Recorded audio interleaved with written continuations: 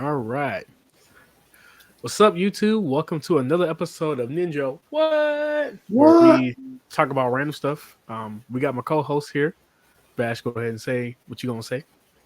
DrVaash here, coming at you with a new podcast today. So my channel, this is an update from my channel. I'm sure if you're here a few times, you're used to hearing from me, but I typically play video games, single player games, and Yu-Gi-Oh! With Star Wars Jedi Fallen Order dropping this Friday. We expect to see a lot of those videos Can't wait to combined with watch. my normal Yu-Gi-Oh! Ones. So Yeah. it's a pretty exciting time for my channel. All right. And then again, 4P, because this episode 4, and you know he had to make the fourth appearance, the best appearance. My Fables, what you talking about? What's going on today with you, bruh? Well, thank you for that intro. But I mean, I nothing really special about me, at least going on right now. If you want to check out, what I've been doing lately, I would say check out my Instagram at Art Wishing Well. I've been a little bit more active on that page. My other page, the Mount Fables one, I've kind of taken a hiatus from that. Mainly because I'm just kind of restructuring it. Stream, bro. Well, honestly, I don't know. It's just like these past 2 days, I've been kind of a little bit more active on the second one. Then I've been kind of growing a little bit faster. But yeah, no, just check me out at Art Wishing Well, and if you want Mount Fables as well on Instagram. Gotcha. And I'm doing good, doing well. We're getting out there. People watching our stuff. Going in. So go ahead and share this to everybody that you're going to share it to, guys, that people that watch, that support us. We appreciate it and all that stuff. If you think there's something different going on, yes, there is something different going on right now. Instead of me having gameplay already prepared and putting it at the video and doing all the editing, thought I'd be lazy this time and bring up a game to play on stream. You thought to be creative. Nah, it's just laziness. No, it's like, we don't lie to the fans out there.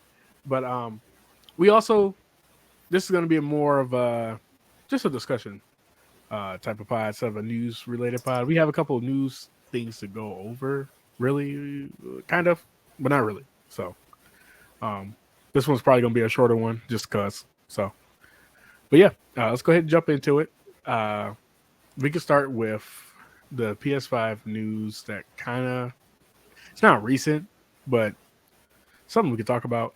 So starting with the rumors, or I guess talk about there being a new PlayStation or like Sony handheld console.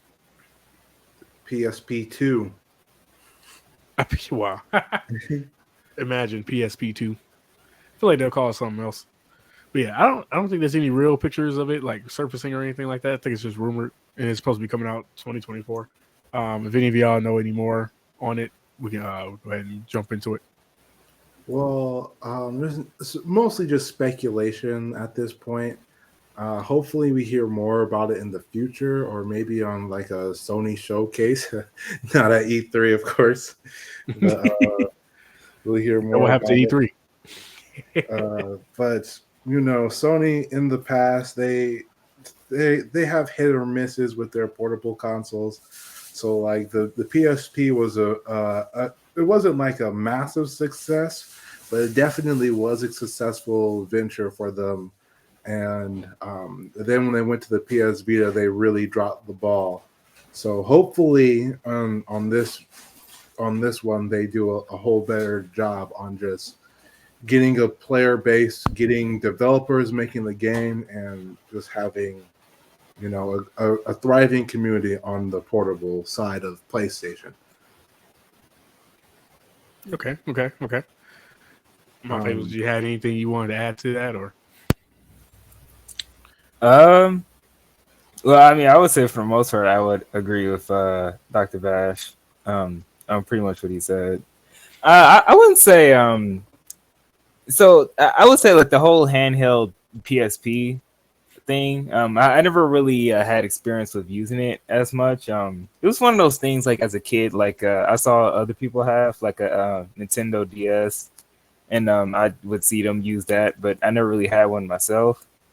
I mean, I guess the novelty was good, you know, if you wanted to play like a game mobily. You know, I thought that was pretty cool. I would say it was really big before iPhones came out.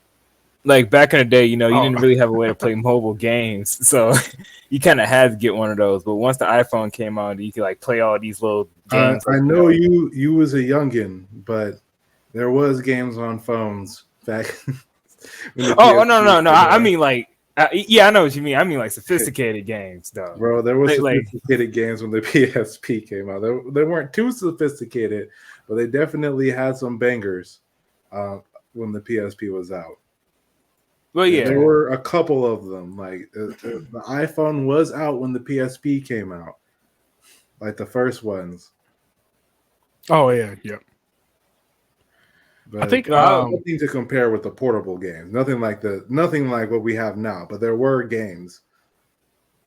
Well, yeah, because I would say I remember I used to have they used to call it like a minute phone, I guess. You know, little cheaper phones, but like I mean, I would have games on there, but it wasn't like anything like, you know, like I think the most sophisticated phone game that wasn't a smartphone game that I played, it was like a zombie game where it's like you go around like shooting zombies. It was like an 8-bit game. I forgot what it was called. But yeah, other than that. I know what you're talking about. Yeah. I'm trying to think of the PSP release date. I think it's like 2008. What you said the first? You know what? Hold on. Let me switch. 2005. Let me switch speeds. 2005. Yeah, it came out 2005. Okay, maybe it was like right when the smartphone started coming out. But but the main reason I was saying the games weren't really sophisticated as much is because you have to think like the processing power like of these phones, like and just like the sheer size of the games and stuff like that. Like that's why like, you know, the PSP and like Nintendo DS are kind of dominating at the moment, at least with that. But I see, yeah. But yeah, no, but I guess to conclude, I wouldn't say I, you know, had too much experience with using stuff like that. I mean, I always thought it was cool to have a PSP, like just using it other people's PSPs. But but yeah, I mean, I don't know. I guess it would be kind of cool if, you know, PlayStation came out with something like this. Even though I would say it is kind of too late because I mean, Nintendo pretty much got it on the chokehold right now, so. I mean, there's definitely room to compete because the PSP, the Game Boy, you know, the PSP came in during like the Game Boy era / DS era. So it's not like you can't just not compete with Nintendo. And they've proven that they can still be successful even with, but like the PS Vita, and the reason why, there's a multitude of reasons why this system failed and why the PSP did good, but the primary issue with the PS Vita and why it failed was that its pricing point was way too expensive. So when the PS Vita came out, it was around $450 for the system itself. Dang. And that was like, you know, at the time, the PSP, when it was released, it came out for like $100, $150. And, you know, the PS Vita is much more powerful than the PSP, especially for portable devices. And it's something that Nintendo has really gotten down. But you don't need to have the best specs in the universe for people to play your games. And well, yeah, they went for the best spec, the strongest system, the best screen, most complicated controller to have it more similar to a PlayStation controller, and they just missed the whole point of the mobile market at the time, where we don't want to spend $450 on a PlayStation 3, because that's when the PlayStation 3 first came out, it was $450. The PS Vita came, was it like right when the PS4 came out, or like late into the PS3 era? Yeah. Yep. And they did have a lot of good things with it. Like you could play certain games on your PS Vita and use the PS Vita as a controller, and you could connect your PS Vita to your PlayStation, but it was just a really expensive accessory if you're doing that. Like, I'd just rather buy a controller for $70. Yeah, I mean, yeah, but the thing is, you could take the games because it was like you could take the games on the road. So like, let's say if you was playing Uncharted 3 or I think it was at the time Uncharted 2 or 3, whichever one.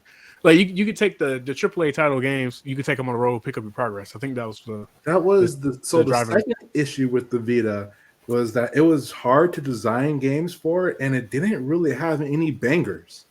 Like it had every single game that the PS 3 initially, but like after like 2 or 3 years of it being released, it just stopped getting support because it didn't sell. It fell into the Wii U curse, where not that many people bought it initially, so not that many developers wanted to develop games for it because it was seen as a loss. Then after not that many people wanted to develop games for it, there weren't that many games on the system, so it wasn't any point of buying the system, and the game in the cycle loops.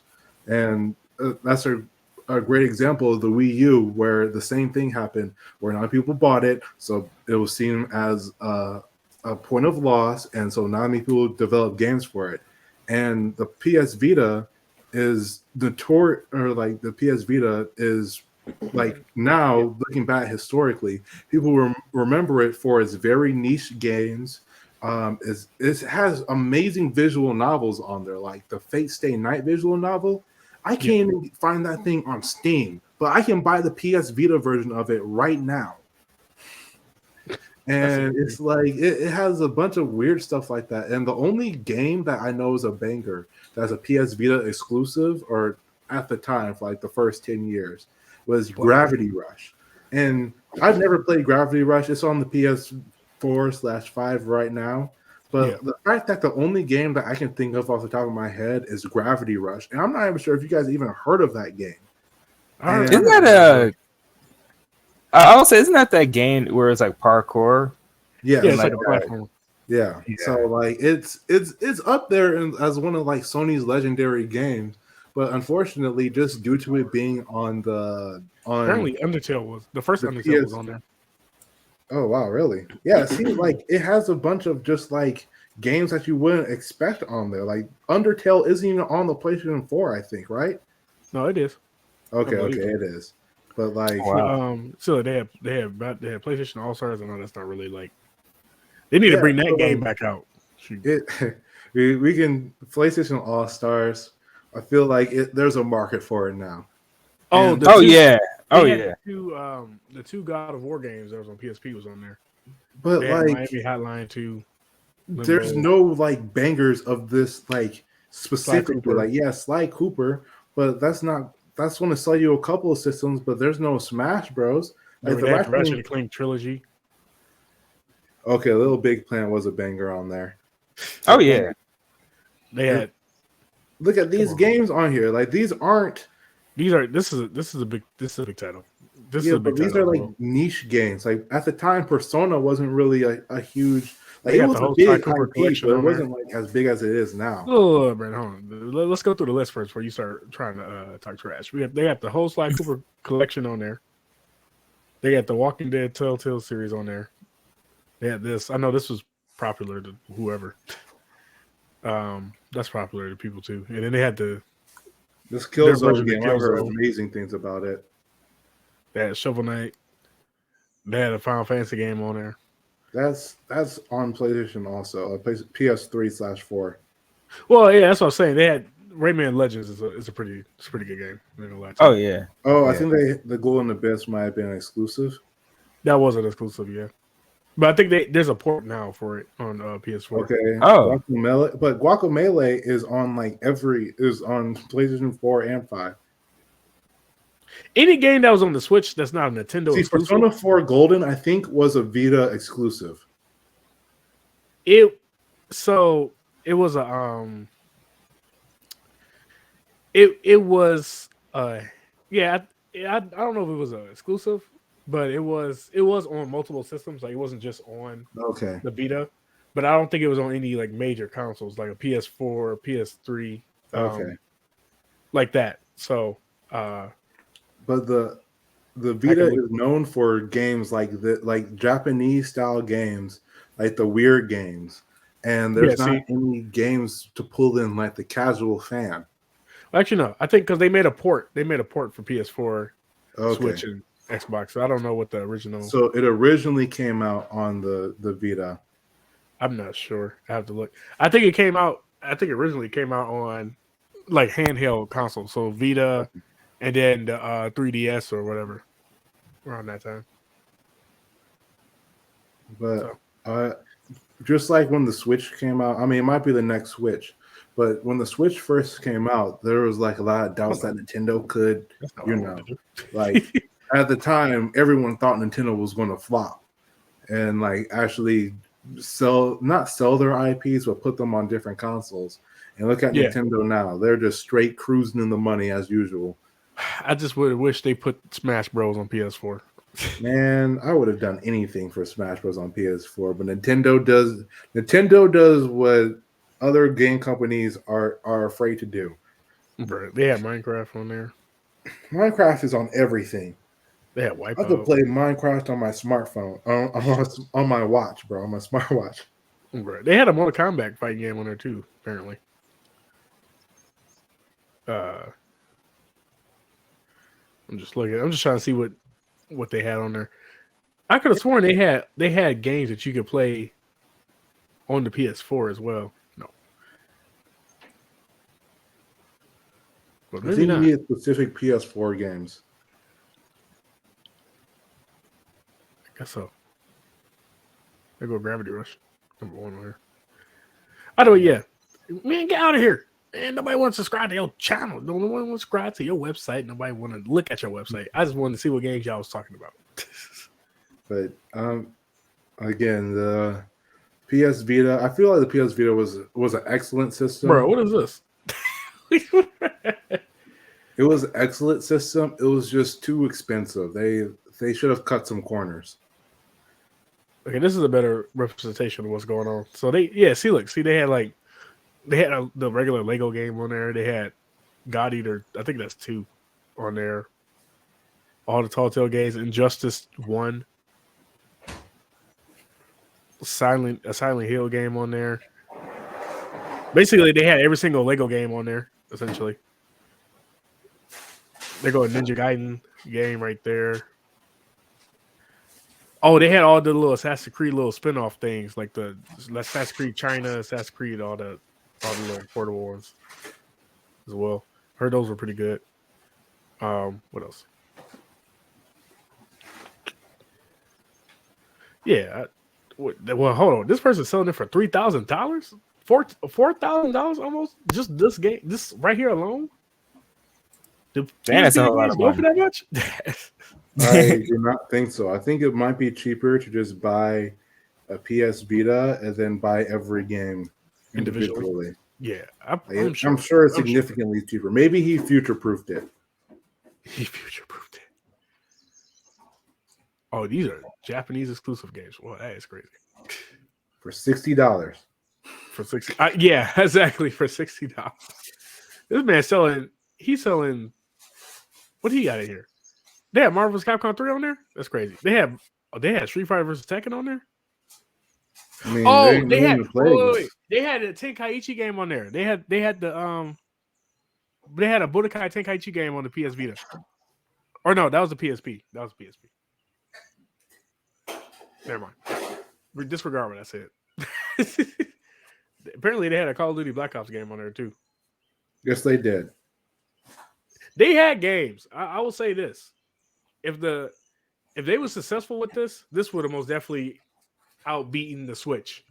Like, because this was like, even now, I still think this handheld was stronger than the Switch now.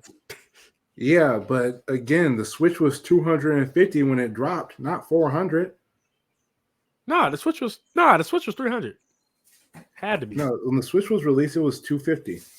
Like, alone with no games. You didn't get nothing. Oh, yeah, I guess you're right. Yeah, it is. It is like $300 or $350 depending on what accessories come with the actual. Yeah, if you want a game, because there was no bundles with it. If you wanted a game, you wanted to play a game, it was $300.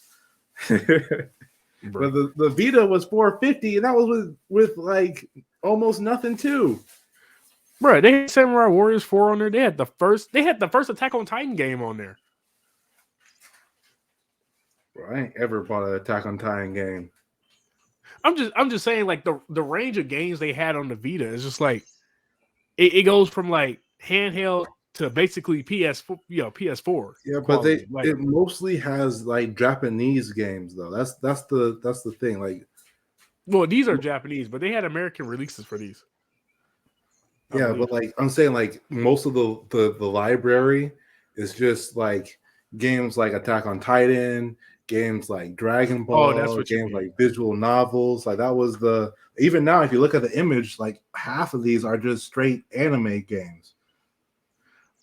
Well, no, they had fighting games too. They had like Street Fighter X Tekken, which was very popular. Well, not very popular. Hey man, that's Japanese too. Wow. Okay, Brandon. So now every fighting game is just look. So here we go. Everything without the cartridge. Why did he have 3 copies of these games? That's the real question. He had Call of Duty 1. Oh, these are. Oh my goodness. This man has 4. This man has 8. 3. This man has almost 10 copies of the God of War collection. Why would you? Why? You could buy one for $10, and then he had options to buy 2 or 3 of them. Okay. That's funny. That's actually pretty funny. But yeah, also in the other related news with the portable PlayStation system. Look at this. You can buy a Vita. Real quick. You can buy a Vita for $137. So they comes with games. I don't know what games these are. Oh, that's Persona 4 Golden right there in the corner. Oh, you get a Call of Duty game. You get the Killzone game. This is actually a deal. Is there something wrong with the PSP?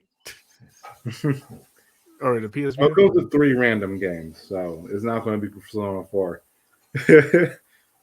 Oh, it do say 3 random games. That's crazy. People on eBay be trying to scam for real. But yeah, there's rumors of the PS5 Pro coming out, and I don't care if there's a Pro. What I care about is if there's a PS5 Slim. That's what I want. I want the Slim. I kind of agree. But at the same time, I know myself. I'm not getting the Slim. I'm probably getting the Pro. I hope this is not what it looks like, because this looks stupid. That looks like a terrible Photoshop job, because it looks incredibly stupid. Like what? You slap on something on top of your PS5?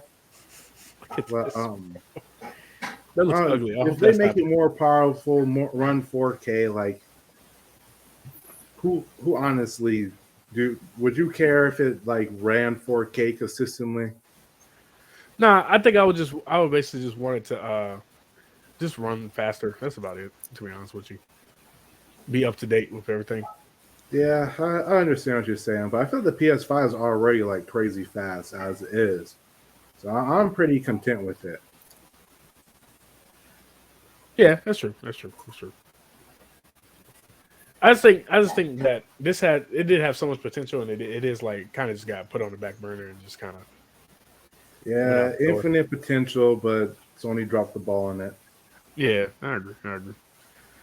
Hopefully, they don't drop the ball on the next one that they bring out. If they do bring one out, because again, this is all just speculation. So, I could have sworn they had other games on there that I could remember, but I can't think of any right now. So, what they need to do is drop all of this and bring out another PlayStation All Stars. That's all I'm saying. Part 2. Bring a part 2. Part 2. All they gotta do is do the same thing you did with the last one, but make it to where you can ring out people. Just like, let me sauce them down. Just scrap the meter, scrap the meter, kills whatever. Let me just knock them off stage, bro. Like have increased knockback, put a percentage there, and on top of that, it's okay to have supers, but I feel like it's either you let everyone charge like their super crazy fast and give them high knockback. Or if you have them insta kill people, don't let them have easy true combos. I will say this. I like that the way how you build like a super is by doing hits and you gotta get the little orbs or whatever after hitting somebody. I like that. Because it makes it to where you have to be in there fighting, to I agree. Like they definitely should have a percent gauge, a super meter with the exact same gimmick, and but the supers, I don't think that they should auto kill.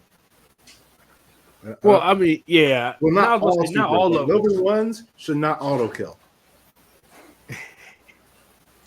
I agree.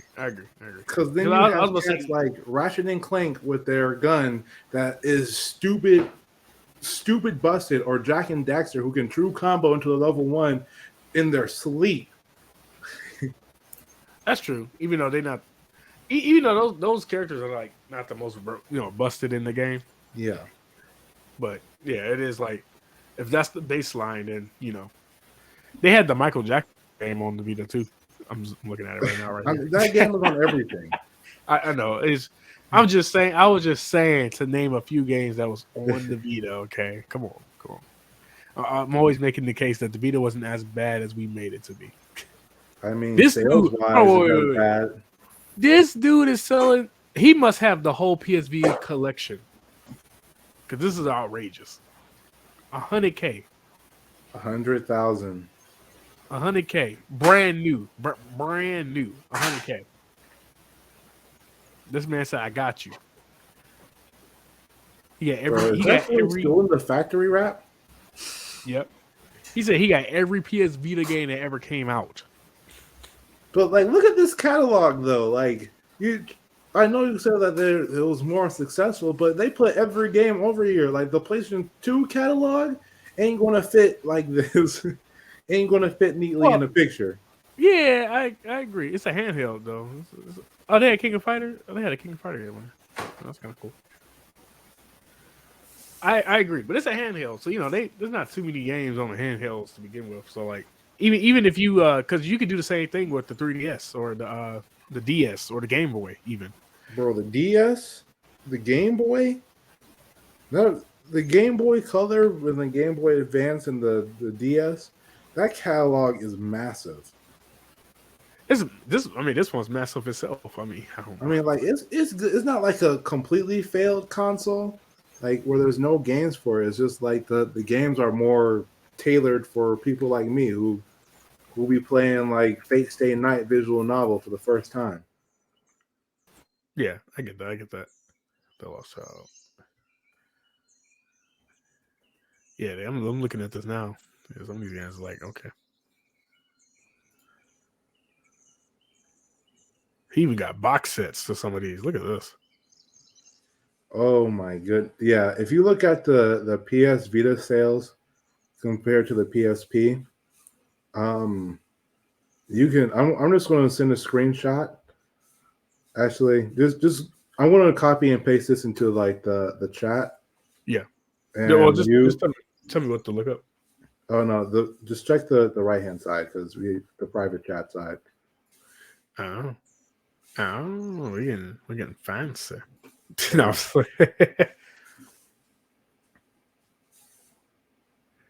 at first I was like, what's this animal noise going on? It's like birds chirping or something. I'm like, wait, that's the game I got in the background. I realized it was lagging in the well, not lagging per se. Or yeah, I guess so. The frame rate wasn't as fast when I was showing it on screen than when I was playing it. So like it's running smooth on my end, but when I switched over to you guys, it looked like it was lagging. So no, on our end it looked pretty good. I would have said something. Oh, for real? Oh, well. Okay, cool. Did you put the thing in the private chat yet? Yes, it's already there. It was there when you looked. Oh, is it? Oh! I was looking in the I was looking in the wrong area. What? What is this? Where are you sending me, man? It's the graph. It's the bar chart. It's saying get full access. Man. What do you mean? I can see it right here on my screen. Fine. Oh, you're talking about the cookies. No. It says here. Let me show what I'm saying. Or actually, put up your stream. I'll just put you on screen. Oh yeah, I guess I can just share my own screen. Yeah, man. Come on. We organized out here. We intelligent. We professional. Yeah, so here's my screen right here. All right, let me go to you. Put yours up. Boom. There we go. If you take a look, Oh my the goodness. PSP sold, and this is just like the PSP sold enough to be like a good profit, but not like PlayStation 2 numbers. And here's the Vita. Yeah, that's on its first year, only sold 4 million, compared to the PSP's first year, where it sold 10. And then it dropped pretty much every year after, where the PSP rose every year until like the end of his lifespan. Even then, when the PS Vita first came out, it was selling better than the PS Vita, which is not a good thing. Hey, it was some really great games on the PSP. I ain't gonna lie to you. Bro, the PSP was a masterpiece. Exactly. But all right, well, we'll move on from that. We can talk about this right here since I'm already in it to win it. Disregard that. So this guy right here, I thought this was a pretty funny clip. So y'all probably won't hear the sound now that I think about it. Tell me if you can hear this. Who makes a living by mining? Yeah, I can hear it. New York. Oh, perfect. You hear it? Yeah, we can hear it. Takes a butter knife and tweezers out at night and scrapes away at the edge of sidewalks. Mostly around jewelry shops, as what he's looking for is bits of diamonds, rubies, platinums, and gold which might have been dropped by people and lost. And because he's mining for gold or minerals that have already been cut and manufactured, all he has to do is extract it from the dirt and gum of the streets, clean it up, and sell it on. He even said he collected enough gold for 2 sales totaling 819 in 1 week. But is having to sift through the gunk of the New York streets really worth those riches? There is a man who makes a living. There's anybody who would do anything out there to get some money, bro. They'll find life hacks. One of the top comments on there is like gold digging in 2023. Gold mining.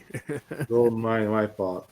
This, I don't know. It's one of those things where hopefully not too many people pick up on this. This one right here. I'm sure New York would not want to have people scraping at every single sidewalk in front of a jewelry store. I agree. Yeah. Look at this comment right here. He's so smart. He barely does anything. He makes more than my dad in a week. You know, it's funny. I saw that comment. And like, I kind of read the, I guess, replies, and they were just saying, "Oh, how dare you disrespect your dad like that, bruh? It's crazy." He just single-handedly is the reason why some of the New York sidewalks are cleaner. Well, I mean, honestly, I guess my opinion on this, I mean, really, truly, this is just like panhandling, really. Like, I mean, yeah, sure, you possibly could make some money off of this, but it's like, you really have to get kind of lucky with something like that. Other than that, I mean, I don't really see this as a sustainable business model. Yeah, I agree. I don't think, like, especially, I know New York is a massive city, so hitting up the drilling shop sidewalks isn't impossible, but it's just, you know, it's not something that most people should do. And if too many people do it, I'm pretty sure that they will outlaw it.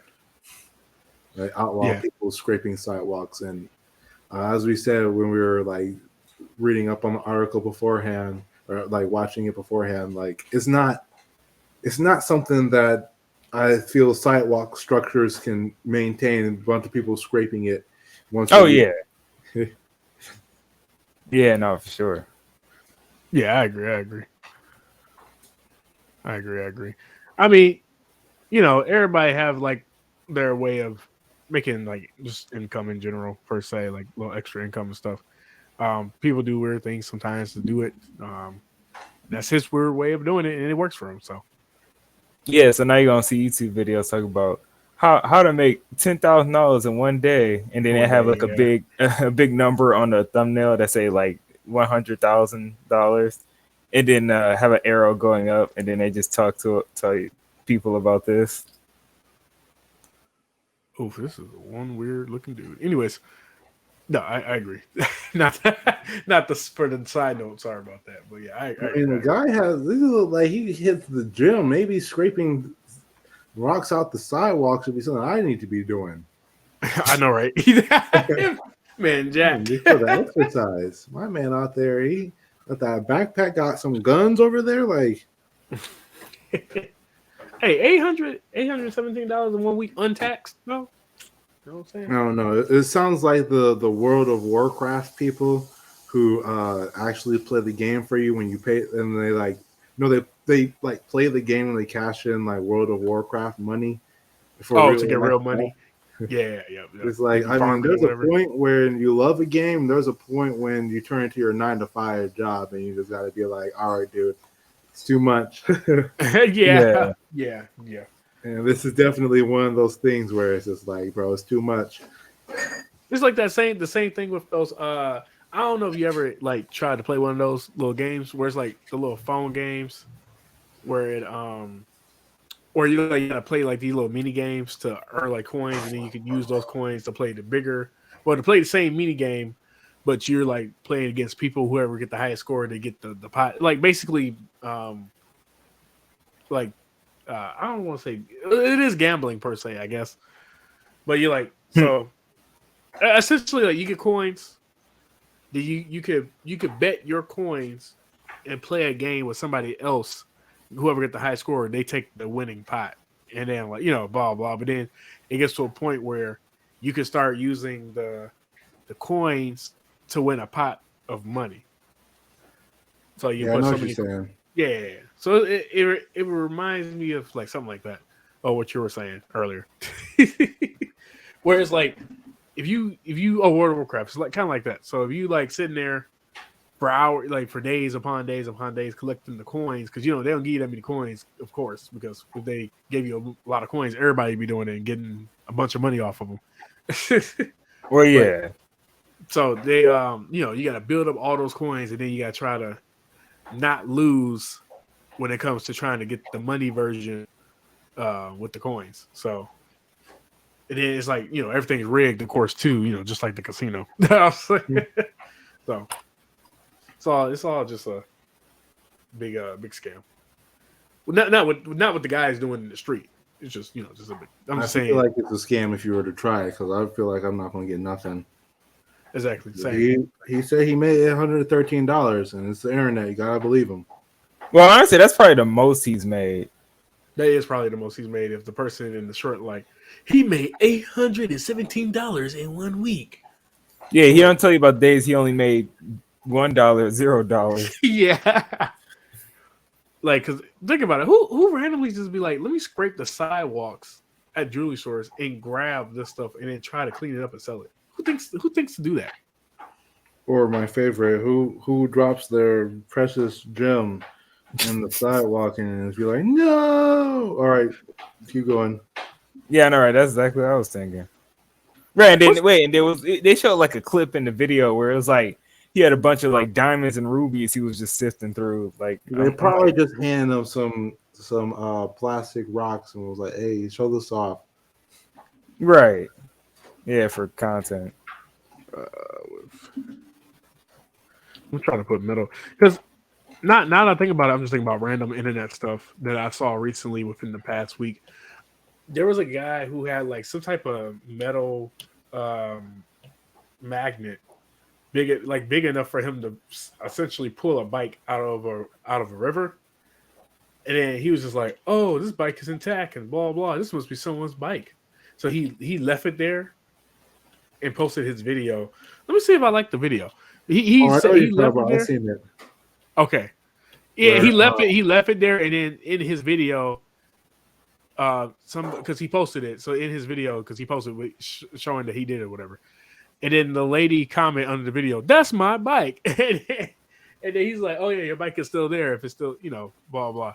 So she went to go grab it. It was still there, so she was able to get her bike back. But it's like, how in the world did that even happen? How did you get your bike in the water like that? Yeah, it was just crazy. Let me see if I can pull it up real quick. If not, then that's not what I wanted to do. If not, it's okay.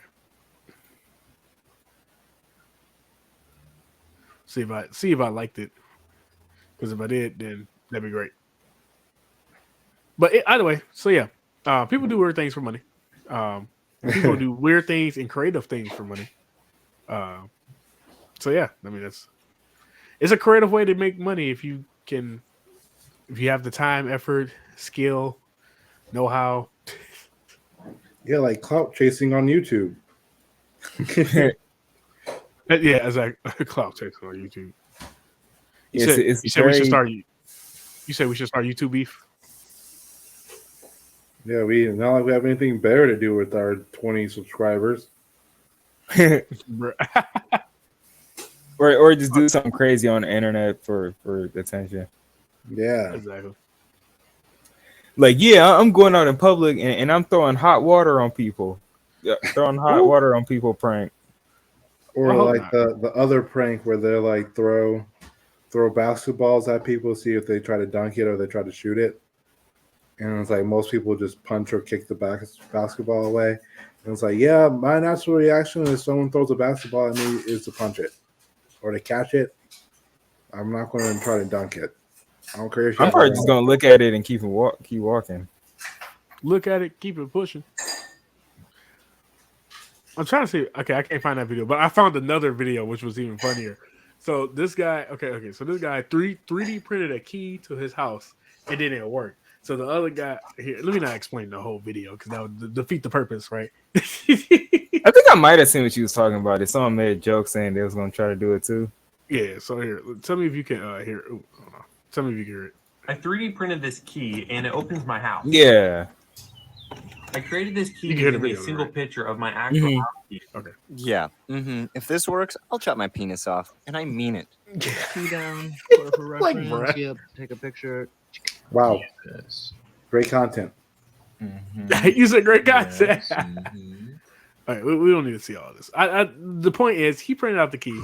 Okay, He put the key in there. this is not looking good for my penis. Okay. I take it back. I mean, I like my penis. Right. that's the end of the video. But that poses a question: is 3D printing getting out of control? I'm going to own a 3D printer. That's all I got to say. Well, I'd argue it's in control because it's doing what it's designed to. That's crazy. 3D printing things. Okay, you asked it to 3D print a key and it 3D printed your keys. Let's get it off this man's face. This is pretty nice, guys. Please. Man, so his joke is pretty nice, guys. Please. But yeah, so 3D printing. Thoughts? Do you think it's I said is it getting out of control? Y'all think it's not getting out of control? I mean, if someone took a picture of your key, then put it to scale, then printed your key, then came to your house, unlocked your door, then stole everything out your house. Well, step one, they need my key. I will say it. No. They got a picture of your key. Step one, they need a picture of my key. Well, and then they have to be proficient in like 3D software and have a print 3D Good printer. luck learning that. Honestly, it's easier to just break your window. I mean, agreed. Yeah, I agree. But unlogically, if that's a word, if it's not, I'm coining it right now. But so if let's say you and somebody you think it's a little shady, just a little shady, y'all you're hanging out for some reason. I don't know why you'd be hanging out with somebody that's really shady that you think is shady, but just say you were, and then he come up and be like, "Hey, bro, yeah, let me just borrow your key for a second." And then he just looks at it, and then he I don't know, turns around, kind of takes a picture of, I guess, of it. I don't know. He set it up in a way to where he can take a picture without you having to worry about what's going on with your key, right? Maybe he said he's testing something out on your door or something, and then so he's able to take the picture with the quarter next to it, to a scale or whatever, blah blah, because he knows all of that stuff. I know I'm describing this very horribly, which means nobody will ever do this because this is a lot of work, and I'm trying to describe this, and this is a lot of work trying to describe this. So, but he gets to pick. He knows what angles he need to get, whatever, so he can go to 3D print, and he hands you back your key, and then the next day, you realize everything in your house is gone. What you doing then? Well, I mean, at that point, I would say, You know, people who are this smart to 3D print keys and stuff and actually own a 3D printer, I feel like they're not going to be doing crimes of just breaking and entering your house. You said they too rich Their for crimes that? are probably more sophisticated, probably like 3D printing stuff and like selling it online for 12 times the price. Probably. well, yeah. There's easier ways to rip people off legally with a 3D printer. Bruh. That's because, you know what? That reminds me too. Disregarding the key thing, it reminded me of a different printing video. I don't know why. Just randomly on YouTube, they just start showing me 3D printing videos. But someone 3D printed. You know those red boots. The red boots, what? the Astro boots. Oh, yeah, I know. I saw that video. Yeah. So someone 3D printed the boots, and they had like a little flexible rubber material, like how the boots were, because the boots, they made out of like flexible whatever material, rubber material. But he had some type of 3D material that was like rubber-ish, and it basically functioned the same way. And he was able to 3D print the red boots. Like, here, let me see. Like, yeah, did he put like the logo and everything on it? Yeah, he put the logo and everything on it. He made one boot though. He made one boot. Well, I thought he made two. No. It took him 12 days to make the first boot. And he was like, well, he'll make the other boot the next 12 days. It took 12 days to make the boot. So yeah, I thought that was pretty funny. It's crazy, huh? Wait, Vash, you never seen the boots before? I've never seen the boots. I'm pretty sure at What, this the point red you just boots? type, the red boots. I'm pretty sure at this point you can put red boots and it'll pop up. Yeah, I would say you never seen a red boots before on. Oh, I don't know if you're on Instagram or not, but I know it's on there a lot. I'm looking up red boots, and I just see some cartoonish red boots. Yeah, the Yep, Astro those Boy are- boots. The Astro Boy boots. Yeah. They're $350. Yes. I thought they were like 700. No. People are reselling them for 700, but they're originally on Mischief. These They're things 300. are nasty looking. I would 3D print these boys and resell them. Actually, on StockX, I know we're bringing in StockX. I just turned into a sneaker podcast so quickly. But on StockX, they're selling them for $323. So only $23 over store price. I was thinking of the word, but I can't think of it right now. So, yep. So they went down in price. Originally, when they first came out, people were reselling them for like $700, $1,000 for the red boot. But yeah, that's what we're talking about, Vash, by the way, the red boot. Those things look atrocious. People spend money for cartoon shoes. Well, yeah, because I mean, Yeah, I would they- say people are hive minded, and they gotta follow the trend. So they see one person do it, especially one famous person do it. They all gotta do it. Bro, tell me why somebody was over there like, oh yeah, y'all just don't know how to dress up the boots. Some hood nigga was just like, y'all don't know how to dress up the boots.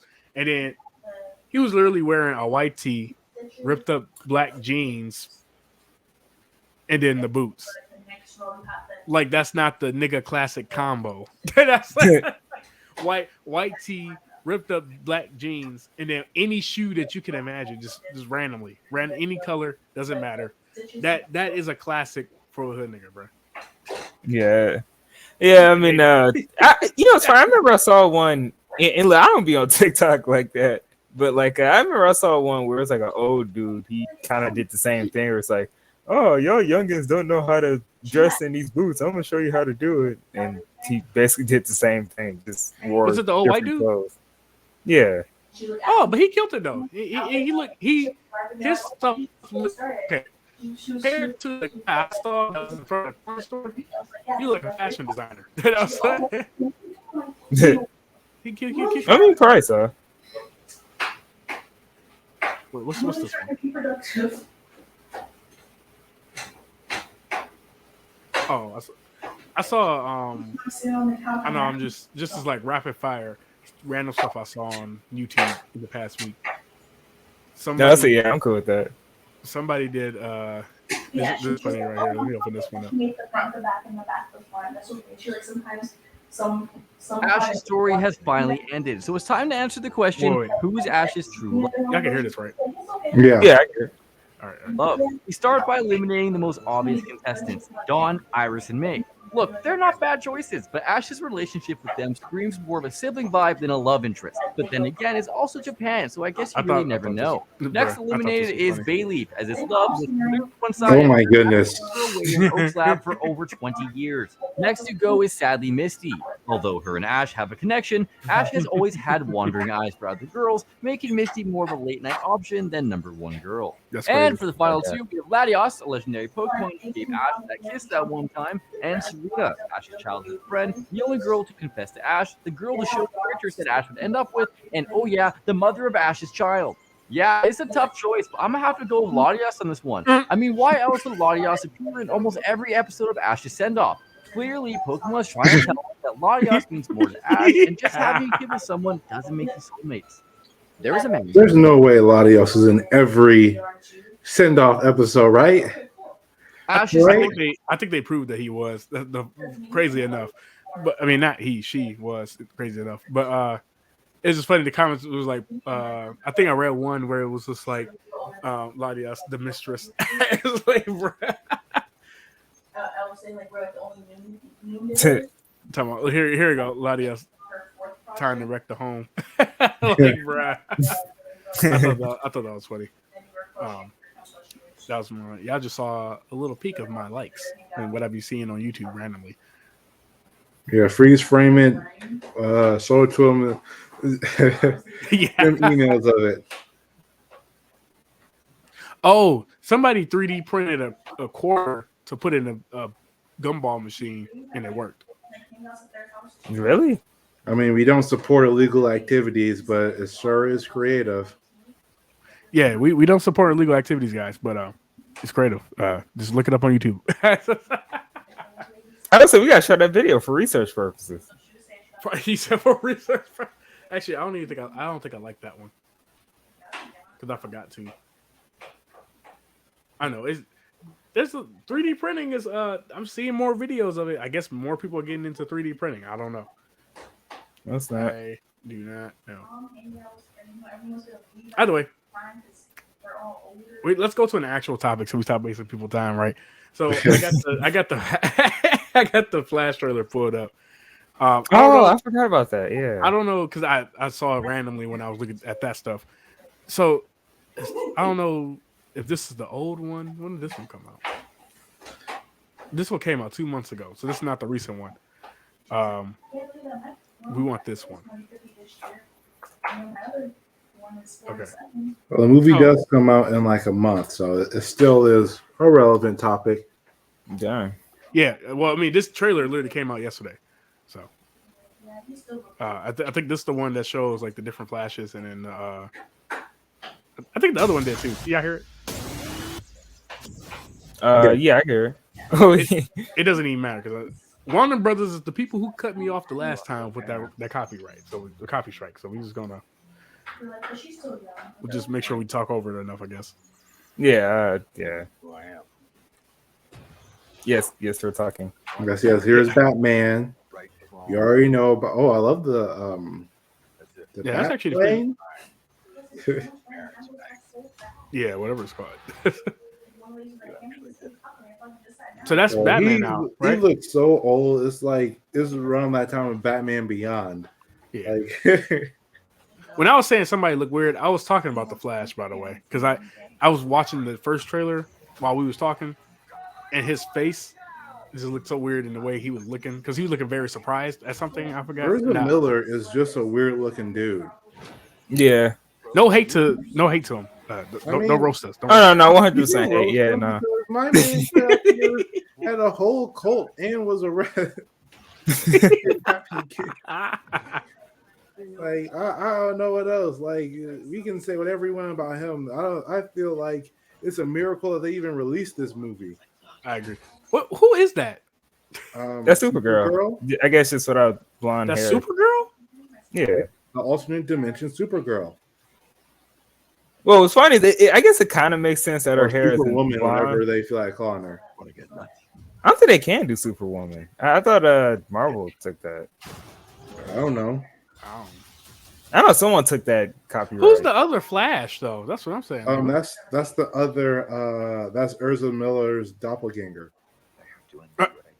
Like when he went back in past. Oh, yeah, that's supposed to be him without powers. yeah, because there was a scene. They redid the script, thank God. Wait a minute. They got both Batmans in here? No, that's the Michael Keaton, I believe, Batman. That's the actor's name. I'm so bad with actors' names. I was about Ezra Miller's name because of all of the craziness. Yeah, I think that's Ben Affleck. Hold on. Oh, that's never not mind. I Ben thought it was him. Oh yeah, that's what I'm saying. That's him, right? Sure. But I mean, they're resetting their entire universe because what is even happening? Who is I don't this? even know. I don't. I mean, I guess they're. Is that supposed to be Brainiac? No, I think that's Those Kryptonian ships? No. That's oh boy, it's Zod. Yeah, I mean, that is Zod, but like the ships that were crashing into each other, like was that Brainiac or was that Kryptonian?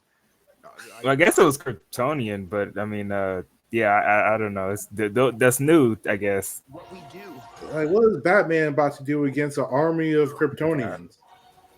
I don't even know. Oh, so that's they all have plot armor. Oh, look at Cyborg. Was that? Ooh. That looked like Cyborg. Okay, Cyborg. I think that was just, or like, I'll say that might have been just one of the soldiers, like that looks like Cyborg. Nah, I think that's what. Well, I will say if you watch Man of Steel, like that fight scene between Superman and the one woman and like her, I guess, crewmate, like it kind of looked like him. Oh, okay.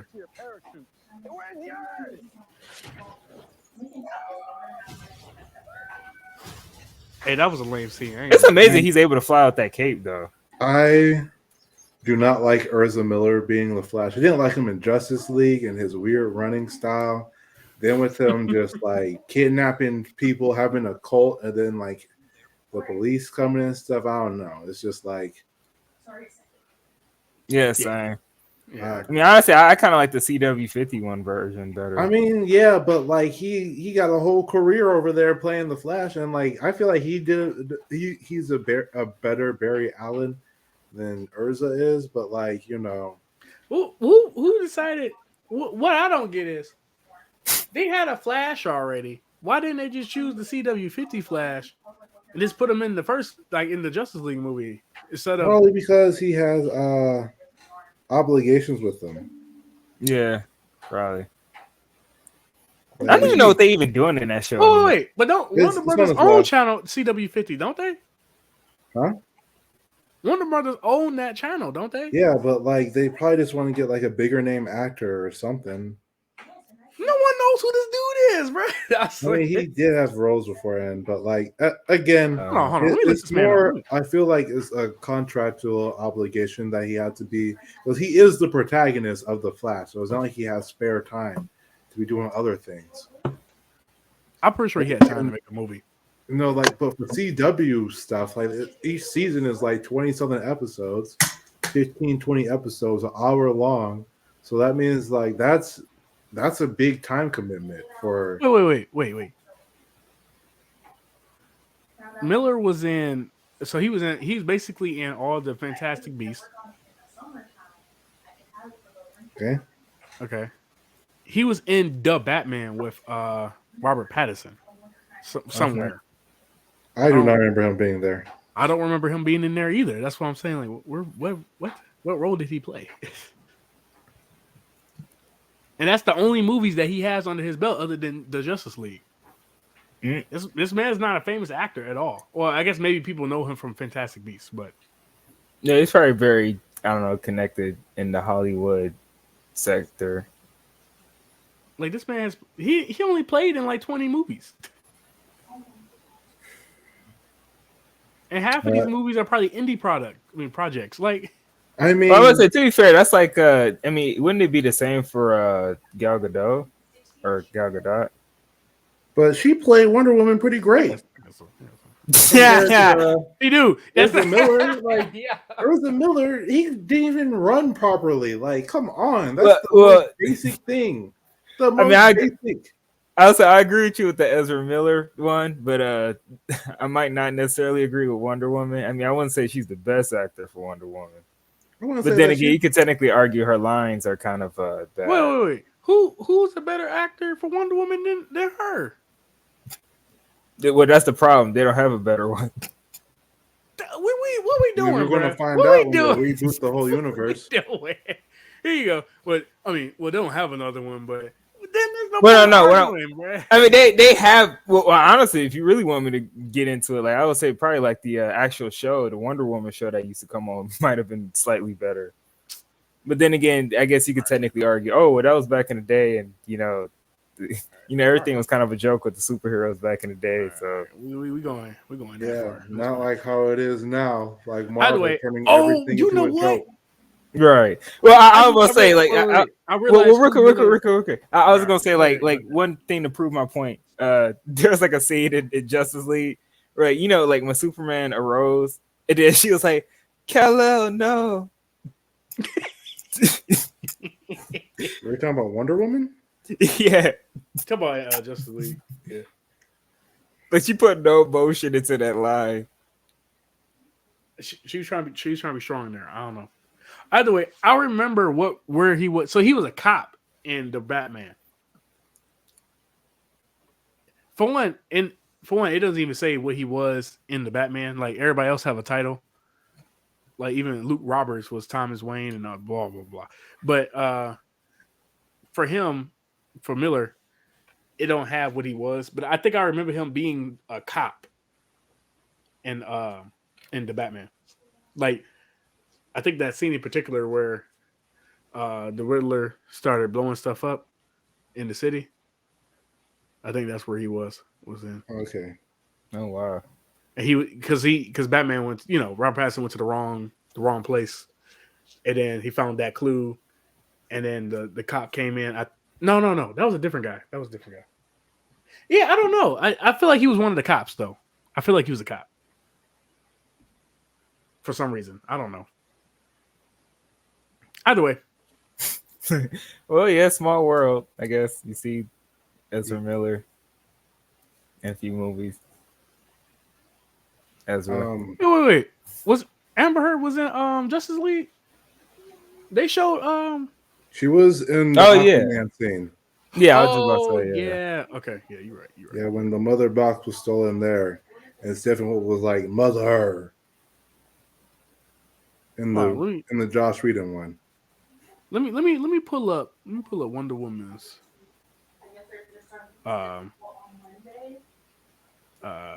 what's that word? I'm just gonna pull up what she played in because Amber Heard? No, Gal Gadot. I know she played in it was like a movie called like what was it called? It was Red something with like The Rock and Ryan Reynolds. Yo, I ain't gonna lie. She played in a lot of movies. Also, it says she's in The Flash. I would say she was in Shazam too. Yeah, she's in Shazam. It's saying she's gonna make an appearance in The Flash. She was in Fast and the Furious, starting from part 5, all the way to now, I guess. So part 5, 6, 7, 8. She was in. I guess Red Notice 2 is the movie you were talking about.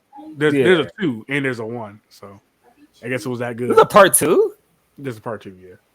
Oh wow. She was in the second Shazam movie. Keep Up with the Joneses. Apparently she was in a movie called Cleopatra. Oh, is that the movie everybody complaining about? Well, I thought that was a show. No, I think the movie. You're talking about is Cleo. What type of complaints? So I remember they're making an Egyptian movie about Egypt, and they were complaining that Cleopatra wasn't an Egyptian. It was, I'm guessing, maybe it was her. I'm guessing, and people were complaining that there was an Egyptian playing Cleopatra, and I see under her there's no picture for it either, which means because it might be that movie, because it might be just a Cleopatra movie. I don't know, but I feel like that might be correlation. I don't know. I'll check it out in a second. Give me a second. I'll say I heard some stuff about that, but I haven't really looked into it. I see what you're saying. I haven't looked into it either. I just know Egyptians were mad, so and they're complaining about it, and they're asking them to change it. So, she was in Wreck-It Ralph, the second movie, as a voice actor. Oh wow. She was in Night and Day as well. I heard that was a pretty decent movie. They are making a Justice League Part 2, by the way, because they got it on here. She's going to be in Aquaman as well. She's just going to be in every single movie? What the heck? Wait, they're making a Justice League Part 2. Yeah, that's what it says on here. Huh? About who? I think they're probably just going to reboot all the Justice League stuff. That's what I'm thinking too. Yeah, maybe it's a future. It's not going to be a direct sequel to the Garbage Festival, the Joss Whedon cut. Well, yeah, I see what you mean. She actually played in a couple things. I ain't gonna lie. Yes, no lying indeed. No lying indeed. Better roles than Miller. I'll tell you that. Yeah. So. But I guess overall for the Flash trailer, I mean, I don't know. Is anyone hyped to see it? No. I'm gonna watch it. I'm not very. I don't think it's gonna be good, but I'll be happy to be surprised. Yeah, same here. At this point, DC has kind of dropped the ball on every single movie. Even the Batman I feel like was a good movie. It just took forever. Yeah, I feel like the Batman was a pretty good movie though. I feel like I don't think it took forever. I mean, I feel like okay, it was a long like a movie. 3-hour movie. It was a long movie. You could tell it was a long movie, but I feel like they did a good job describing and explaining everything and setting up the world. I think, but I originally went into that movie thinking I was going to hate the movie. I'm not going to lie to you, straight up. I was like, Robert Pattinson as Batman. He don't even look like Batman. This doesn't even make any sense. But he did a decent job. I mean, he could have been a little bit buffer, and whatever, blah blah. Could have did a few things differently, but whatever. The movie was good. I liked it. I enjoyed it. The woman they had play as Catwoman, she did her thing. She did good too. Why not? Fair enough. At the end, though, what was confusing was at the end, people kept saying that. Okay, no, I guess it was Joker, the person who was at the very end. I thought it was Two-Face. But apparently, it was Joker. It was just a very ugly Joker. Yeah, I thought it, but then again, it's like, but why are you showing a fourth Joker when you got like seeing the actors get cooked?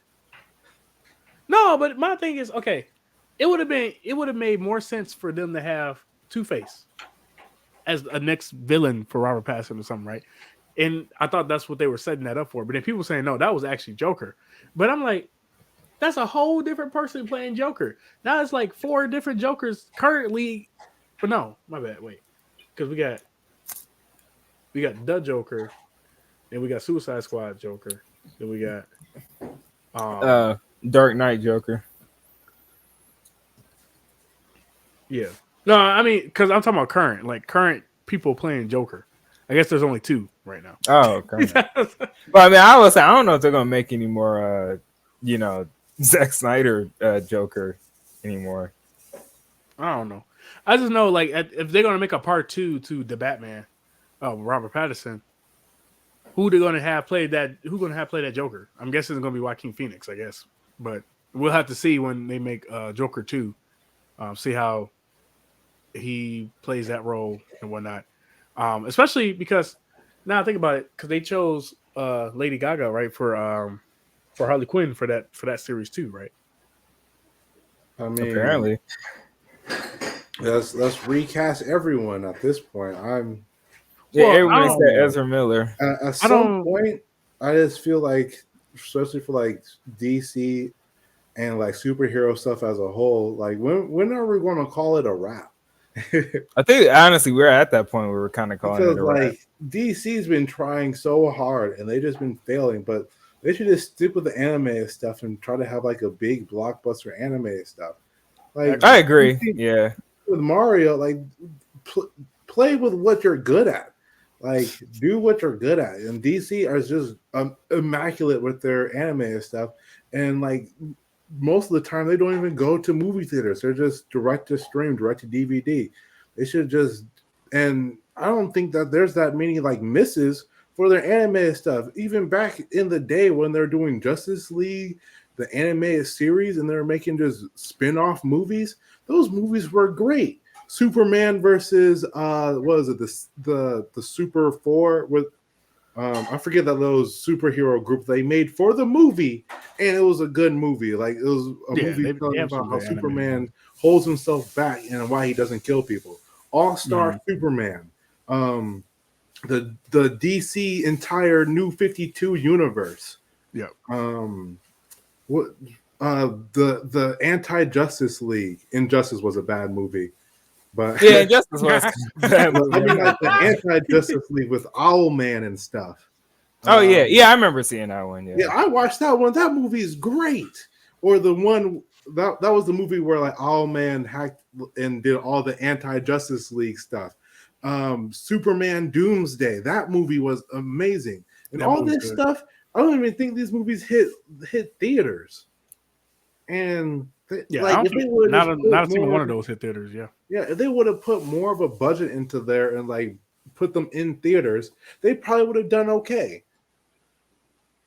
Yeah. I agree. And and sure, the live action ones do really good, and like they sold a lot of tickets, but it's only a matter of time before every movie does a Shazam too.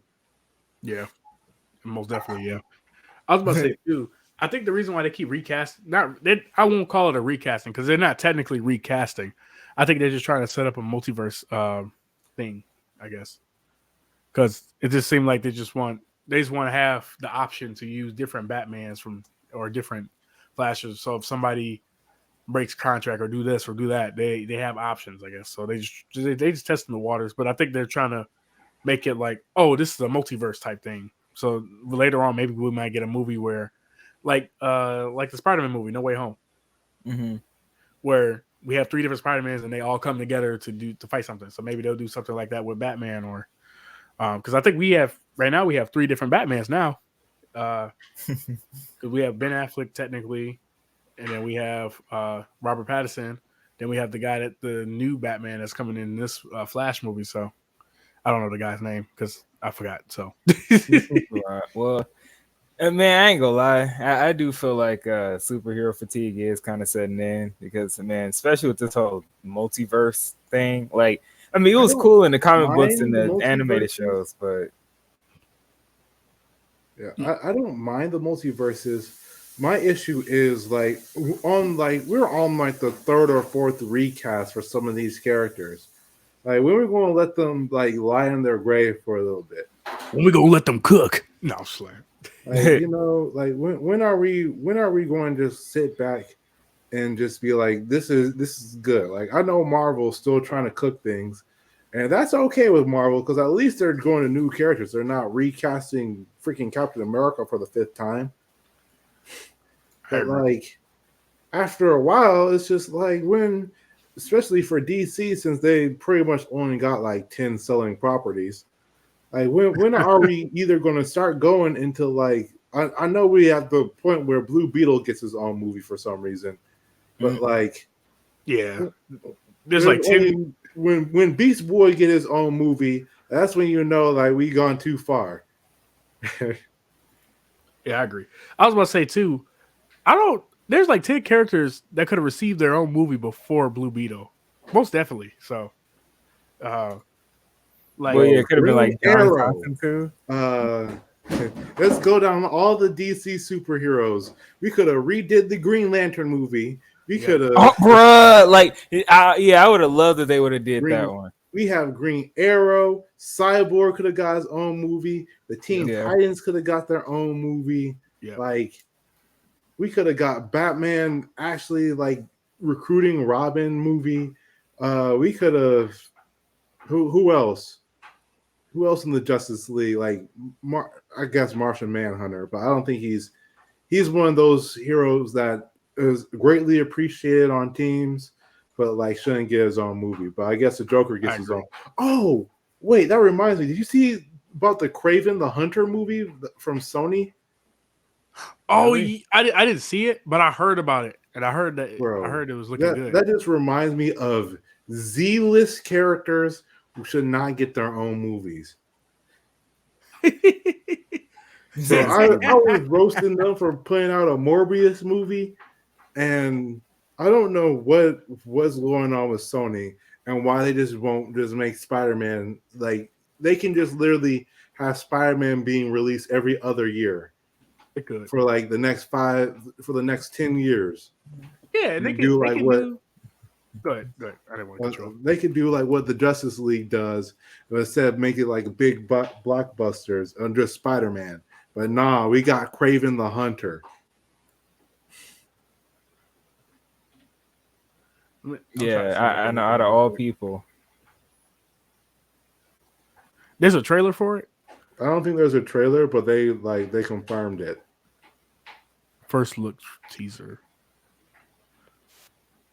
Honestly, I'm trying to think. The only Spider-Man villain that could really get their own movie is probably Venom. But like other than that, like maybe or Venom or Carnage. I would say Carnage too. But they already got their movies. That's and true. Carnage don't got a movie, right? It's just. I mean, he was the villain in Venom too. That's what he looks like an alternative Venom. Yeah, it'll be like the first Venom movie. They had a white Venom, and in the second Venom movie, they had a red Venom. That's the bad guy. So creative. Yeah, I know, right? I'm trying to think of a Spider-Man villain who could just hold his own movie. I mean, the only other one I can maybe think of is Dr. Octopus, but Green Goblin can have his own movie. I mean, but the Green Goblin is a little bit too crazy, and on top of that, his story isn't very riveting. Like he's good as like a juxtaposition to Spider-Man, but he's not good if you're like as his own. Like the Joker, he can hold his own movie because he's crazy, and like he can like definitely have some very interesting conflicts with like the Venoms of the enemies of Gotham. But like, yeah, the Green Goblin, he's a business person who became crazy because they took his business. Like, what's interesting about that? Like, how can you have an entire 90-minute movie about that? I'm pretty sure they can make it happen. Kraven the Hunter, like, even though I'm roasting them, at least he's more interesting than the Green Goblin. Like, yeah. I don't agree with that. I don't want to say all that. He could be a bounty hunter. That's a little bit of a stretch. Cap. I mean, I guess you could say like the whole bounty hunter thing, but I would say in terms of popularity, I would say Green Goblin is probably up there. Well, like Hobgoblin could be interesting. I think Green Goblin has his own comic. I'm sure almost everyone has their own comic nowadays. That's not true. That is not true at all. Well, to some extent, because I think the comic book industry is kind of big. So I mean, it's like when they run out of ideas, they kind of have to give people their own story. One shot. Well, yeah, one shot. Yeah. It was like, who's this character again? One shot him. Make them remember. I guess. And the comic book industry as a whole ain't even doing that great, but that's a whole nother story. Yeah. I mean, I think it's doing better than a couple years ago. So I don't know, bro. In terms of like the movies and shows, maybe, but the actual books, I would say, are kind of dying off. Bro. If Demon Slayer outsold the Demon Slayer, a manga that's done, outsold the entire comic book industry for a month, like, I don't know. Dang, I got wiped. No, it's Yeah, and our comics are kind of dying, especially there's a lot of people kind of flooding the market. A lot of indie creators that are kind of doing it as well. Like they it's a new, I guess, kind of business thing to do is kind of make your own comic book. I know there's a few people who did. I know Chris Brown did it. I think Keanu Reeves did it too. Wait, Chris Brown made a comic book? Or I'm not sure if he made it yet, but I know he was working with I think this group called Godhood Comics. He was trying to make something with them. Bro, I'm just imagining like a comic book like Chris Brown. Yeah. Like Chris Brown comes to the rescue, or like he's. I remember I used to have this comic book of LeBron James as a kid. That's when LeBron James was playing like a Powerade like thing, and like LeBron James was fighting this comic book villain as like a Powerade villain. Yeah, that's crazy. That's what I'm thinking. It was like a whole comic book of like, bro, that I just only have positive memories, but I'm pretty sure that's probably one of the stupidest comic books I'll ever read if I find it again. Hey, but what if it was Sprite Cranberry in a Christmas thing? Wow. Speaking of LeBron James, now you got me thinking about the Sprite commercials. Were the Christmas Sprite commercials? Bro, it ain't Christmas time. Sprite? He's talking about the Sprite Cranberry commercials. Oh yeah. Yeah, no, bro, the remix is like his little, I guess, remix song. This what makes it better. Like, yeah, didn't he? Then they had like a regular one for the summertime, but it had T-Pain in it. I think so. Yeah, bro, we out here talking about LeBron James, and we still haven't even gone over our other time. We got this pie. This pie is just this pie is just a pie. This is just a normal talk pod this time. We ain't got no topics. We went over the topics that I wanted to cover. So we went over PlayStation. We went over the Flash. Well, I will say real quick another I guess quick aside with the comic books. I do want to see a season 2 to Invincible. Because season 2. Bro, it's already confirmed. It's coming out this summer or fall. Well, yeah, I know. I was just saying, like, I just can't wait for it, basically. Bro, I kind of want to buy the entire comic book and just read it. Like, it's that good. Honestly, I remember, like, it was weird because, like, Invincible was one of those comic books. Like, I remember I got like a free comic book when I was younger, like from Free Comic Book Day, and that was one of my books. Yeah, exactly. And then, I just read it. I was like, oh, that's cool. I didn't even think it was gonna turn into a show. Invincible, man. The stuff that my man Mark goes through, that's some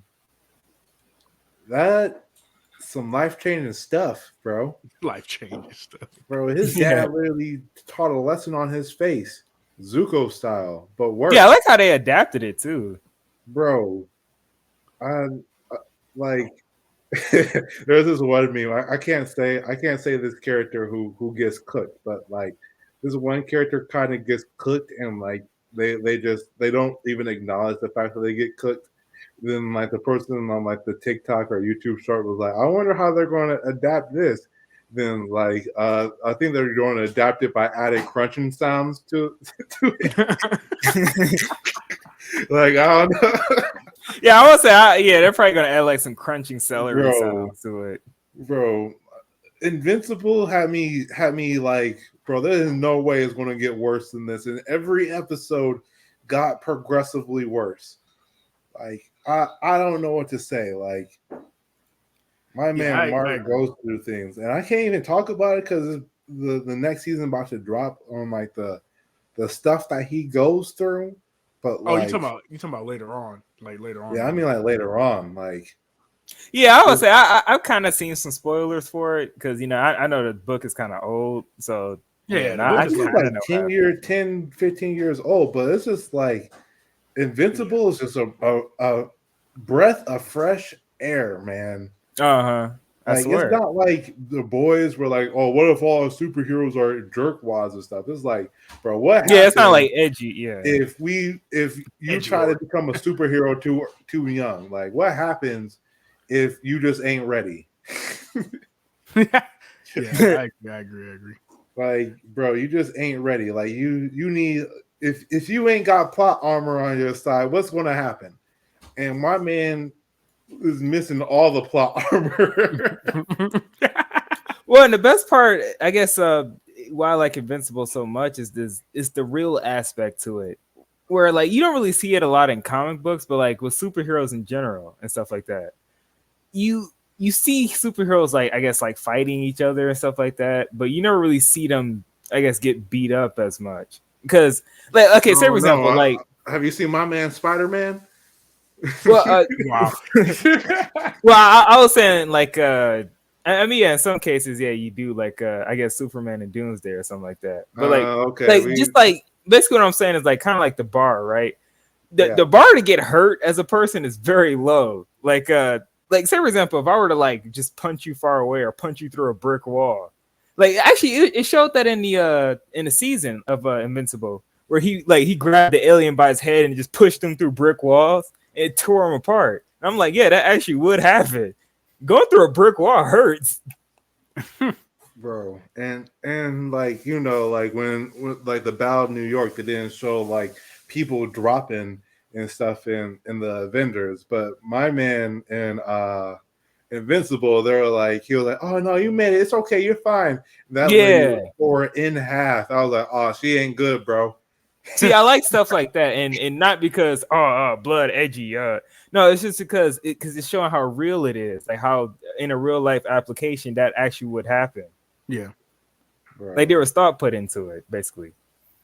Bro, when his dad literally used the train station as a lesson, or that one guy is like, why'd you save him? Like because he was going to die. Then he just obliterates that dude's brain. That dude's brain. I was like, at least he ain't racist. At least there's no favorites here. He's like Frieza with monkeys. Like what Frieza say ain't even racist. Like it's just the entire species is below him. Well, fair enough. Yeah, he's specious.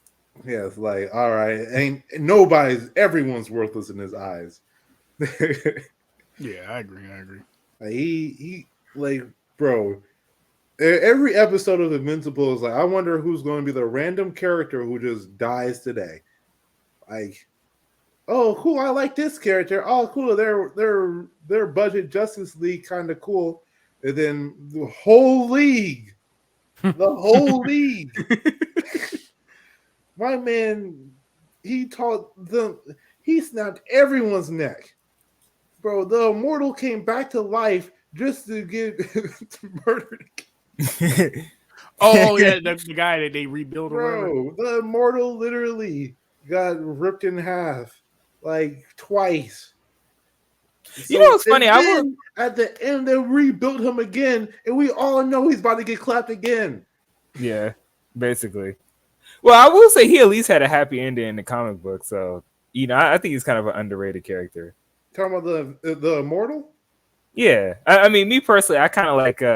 I'm a fan of Deadpool because Deadpool can regenerate, so I like characters that can regenerate because I think it's a pretty interesting concept in itself. So yeah, the Immortal is I would say one of my underrated favorite characters from that franchise. I don't know. I kind of resigned him to death until he came back and he got murdered again. It's very rare to see a character come back for the run back and get straight murdered. Well, yeah, true. Yeah, I agree. I think, just in general, that show it's pretty good. The show ain't even pretty good. It's a masterpiece. Well, yeah, compared to these other multi-million-dollar projects that fail. Exactly. Bro, this Invincible is what superhero shows need to be. It's like like anime and the Ivan Transport to Another World animes, where it's like there are a dime a dozen of those now. It's like what do you have that makes you unique? And Immortal, and Invincible is like the entire premise. And it's like I see. The entire premise. Yeah, like I said, it's a great show. It's a great show. Well, actually, I will say even in like another tidbit, like I'm not trying to, I guess, gawk over the show so much, but like another tidbit, like like the monster girl, where like her whole backstory in itself, like how she actually had like a love interest. I forgot who it was. Was it Rexplode or something like I that? think so. Yeah, but like she really couldn't get with him because the problem was, she's technically a little kid because of the curse that she has.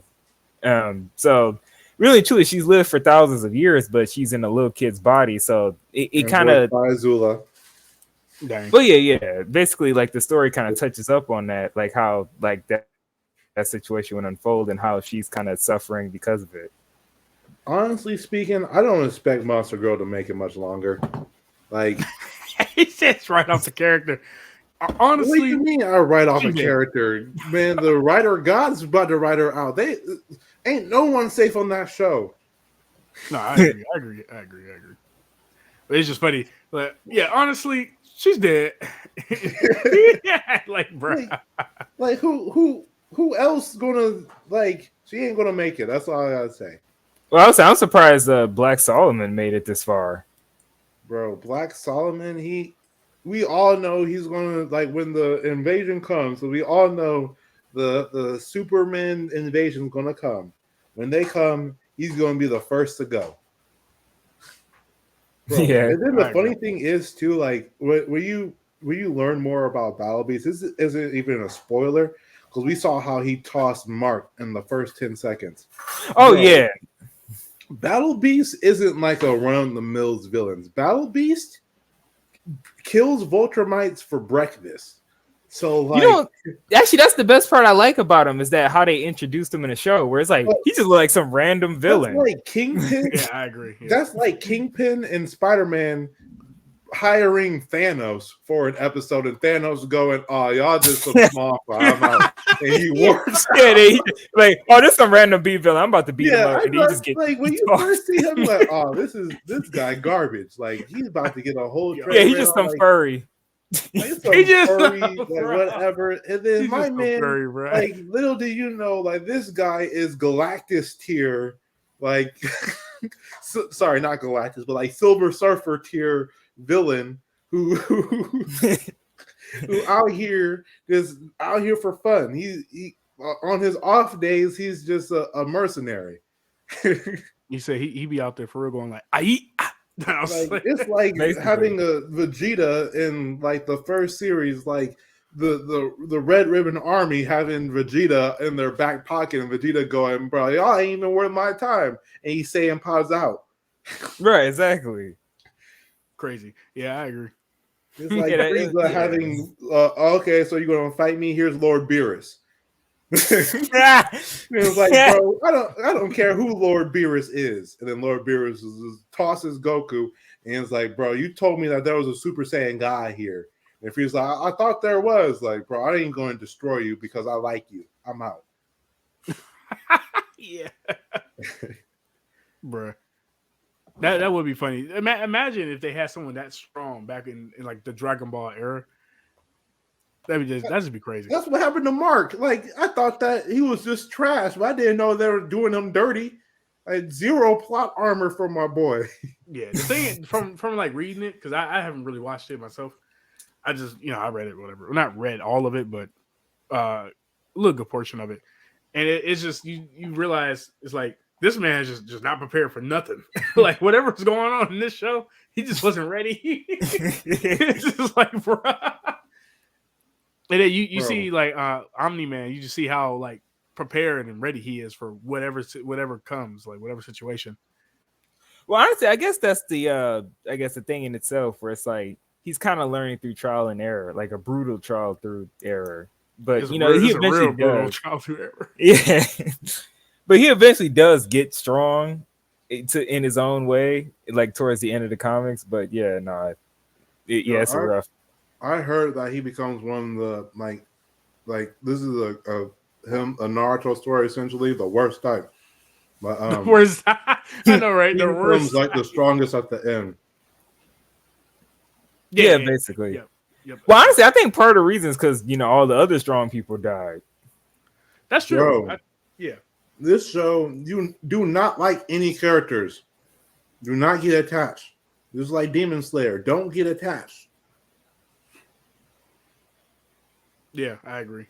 I would say those be the best shows where you Those get be- attached. I know, again. right? Yeah.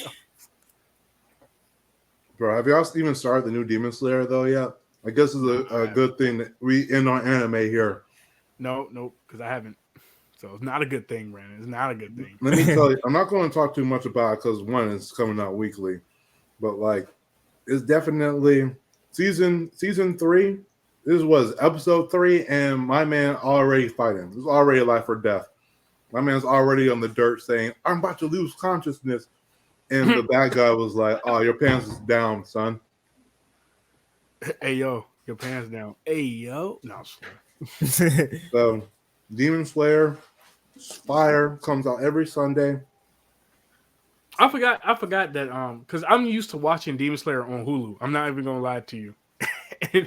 and I read the thing. I was like, where can I find this? And it's on Crunchyroll. And I'm like, oh my gosh, bro. Crunchyroll not paid for? Abysmal. Never. I paid for it, so Yeah, I mean that's the only way to watch that. No, because it'd be so laggy. The ads be just killing me. Dang. It's crazy. Or But I'm gonna have to suffer. I'm gonna have to suffer. Or you could pirate it. Okay. Let's talk about it for real. Because like, I don't know, ever since I got older, I guess. I don't know. At some point where all anime just now just be day one just end up on Hulu or Netflix or Crunchyroll. It's just like, why pirate it when you could just, I don't know, you could just watch it for free. I see what you're on saying. Oh That's just me. That's just me though. That's just me. Like, I don't knock anybody who pirates. Don't get me wrong. Because I would too if I couldn't find the anime. Like, I thought about doing it for Demon Slayer, but it's just like, because I really don't like watching stuff on Crunchyroll. Because I'm not paying for Crunchyroll. You ain't about to catch me slipping. Well, that's the main thing is, if it's only like a few shows you want to watch off that platform, it's like, you about to play for the whole platform. Yeah, nah. We good, bro. It's like $7 a month. Yeah, but then you got to try to call them to cancel it, and then Yeah, I don't know. It's so much work. Yeah, they can keep that. I don't need it. But yeah, it's just like there's nothing wrong with it, but it's just like it'd be so convenient when something's on Hulu, right? Because like that's where I go to watch basically all my anime. I'm not even gonna lie to you. Like Black Clover, conveniently on Hulu. I can watch all of it, no ads, no nothing. Hulu runs smooth. It does. Yeah. No shade to Crunchyroll or anybody who like Crunchyroll. I'm just saying. Or like if something's on Netflix, it's like, Netflix is basically the best streaming platform quality wise. Not saying content wise, just quality wise. Like, but Netflix started their limiting password sharing stuff. Did they? Yeah. I thought they took it back. Dude, they're not taking nothing back. Yeah, they probably just silently passed it. I could have sworn they said they took it back. They did say it at the time because all the but like they're losing money, so they're trying out. They pretty much kind of have to. They want to keep their stocks always looking good. Yeah, I agree. But honestly, people like me, if I get cut off, I'm not going to get it. I don't care if I might be starting a job in 2 to 3 weeks. Well, here's the thing. I'm still sharing a password with 3-4 other people. So nothing really been happening on our side of things. So okay. That's all I got to say to that. But I went on my Netflix to see if I got kicked off, and from the looks of it, it hasn't happened to me yet either. So maybe they're still waiting to implement it, but they're definitely looking into it. I see what you're saying. Yeah, maybe it's like different countries they started in. I know that they started in some South American countries, but maybe they did in some European countries too. They're starting to expand it. Maybe in Canada.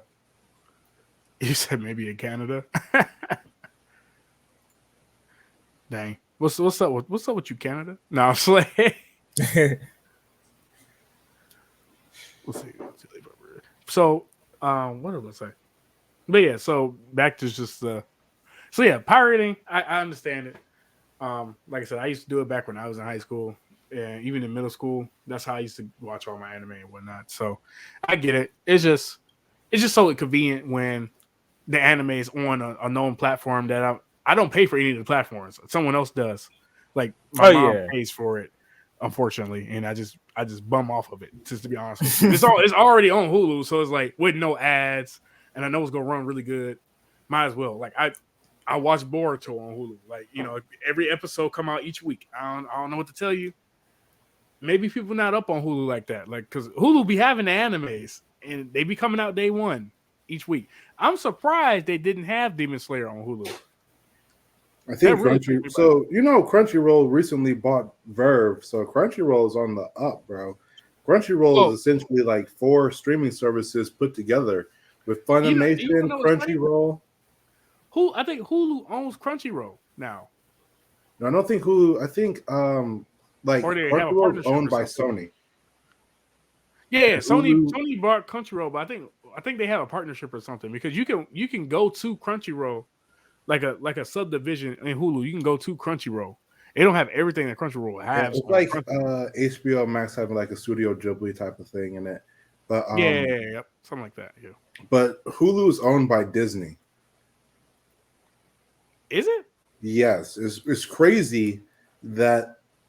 Yeah, so Hulu owns Disney, Disney owns Hulu.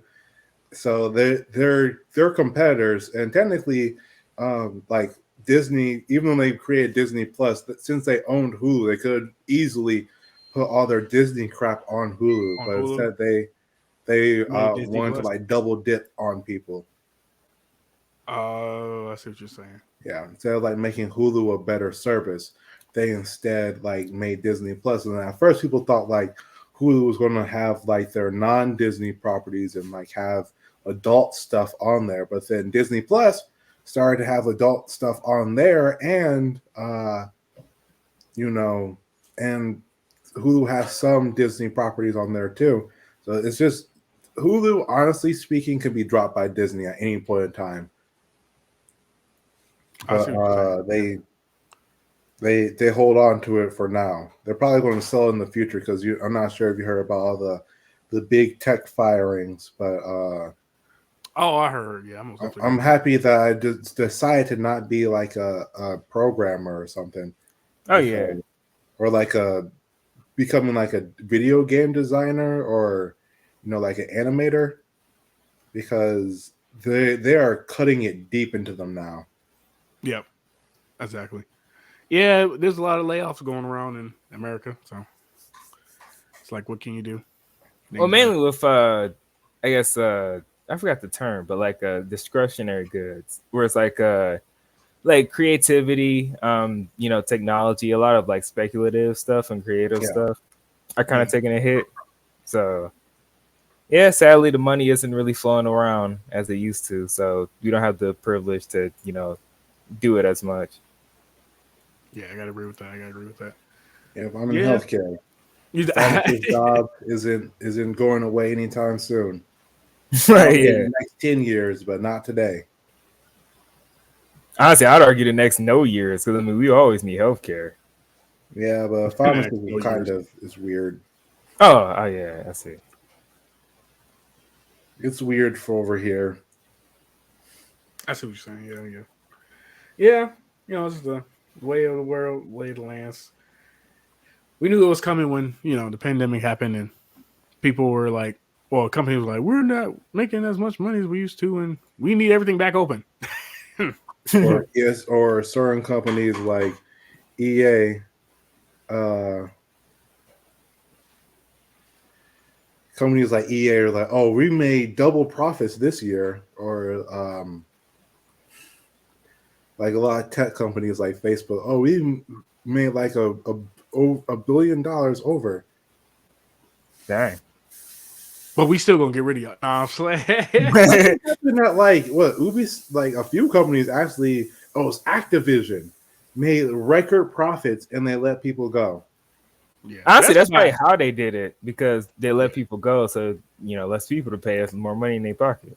Yeah, Best Buy made record profits too, and they let a lot of people go as well. So that's a little, the crazy stuff. They're doing a lot of crazy stuff out there in the little industry. So we just gotta be careful. Watch out for it. Get a secure job. I don't know what to tell you. Go work whatever jobs are in your city, like that's like government or whatever. Go work for that, like a state job or a city job. Yeah, or like the trades or something. Or like a trade or something. It's the most secure thing you could do. You know what I'm saying? I work for the city. So, well, I'll say me personally, I probably should have followed that advice, honestly, because I didn't think things are going to get this tough. I will say, I guess as a weird quick aside, with that, like I've been getting into a lot of farming and gardening lately. I don't know if I could go into something like that, but I don't know. Maybe that could be a possible route for me. Oh yeah, that'd be kind of cool. It would, but man, yeah. You said you need eggs, bruh? No.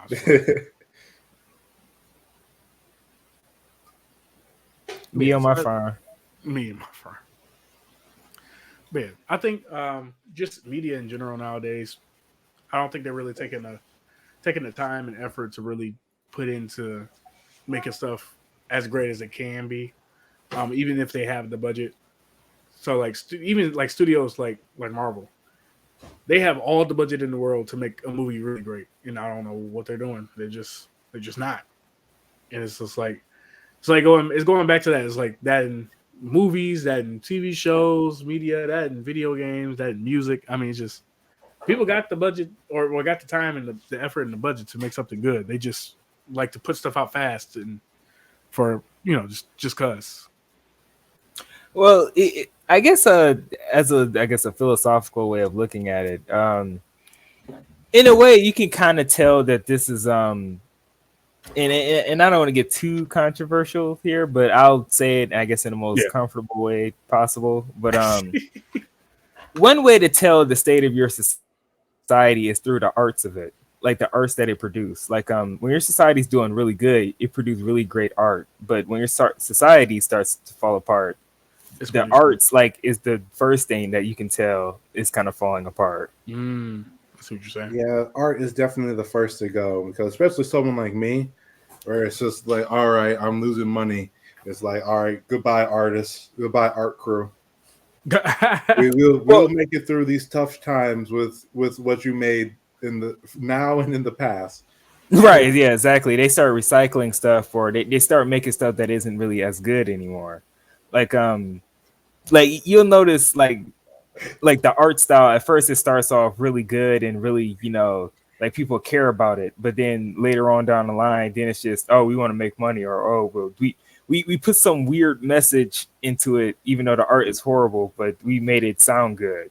Or start cutting corners, especially on stuff like games. Releasing stuff that needs to be in the oven for longer, glitch galore. That's what I wanted to I really want to talk about that too. If not on this pod, maybe a different pod. But like the state of gaming itself and how I feel like stuff nowadays is more acceptable to put out something and it being half finished with the excuse that we're gonna bring it in later, but go ahead and give us your money now. Versus back in the day where you put out something and the game was complete. Mm-hmm. They might have its glitches. The game gonna be what the game gonna be, but the game is complete. They worked their hardest to try to fix all bugs, all whatever, and they released that game knowing that if you broke the game, you broke the game. Well, I mean, if it was a glitch in the game, that was it. Yeah, that was it. You found that glitch. Kudos to you. So, honestly, and people don't even mind glitches like that, as long as it's not like affects your gameplay. Yeah, as long as it's not like Scarlet and Violet Pokemon. It's funny. I would say as a quick aside with that, like honestly, that's how a lot of speedrunners are able to like beat games so fast, is because they find glitches in the game where they can like skip parts of the map. For Pokemon Sword and Shield, they actually put in a lot of fail safes in the game. In this super ultra glitchy game, in order for you to beat it, you actually need to do it like properly. Like you need to actually do battles. So like for example, for the Elite Four, like you can of course just glitch through the wall and get to the Elite Four whenever you want to. Yeah, But you they have to have do, a like- check where like they do like an interview with you. I'm not sure if you've seen it before. And they'll ask you questions based off of like the gyms that you played. And Yeah. then they also like the game physically like in the code checks if to see if you have the badges. So if you don't have the badges, they'll kick you. They won't let you proceed with the Elite Four. Yeah. And it's like a cutscene too, so there's no way around it. Like the moment you walk into the Elite Four area, you have to take this exam to challenge the Elite Four people.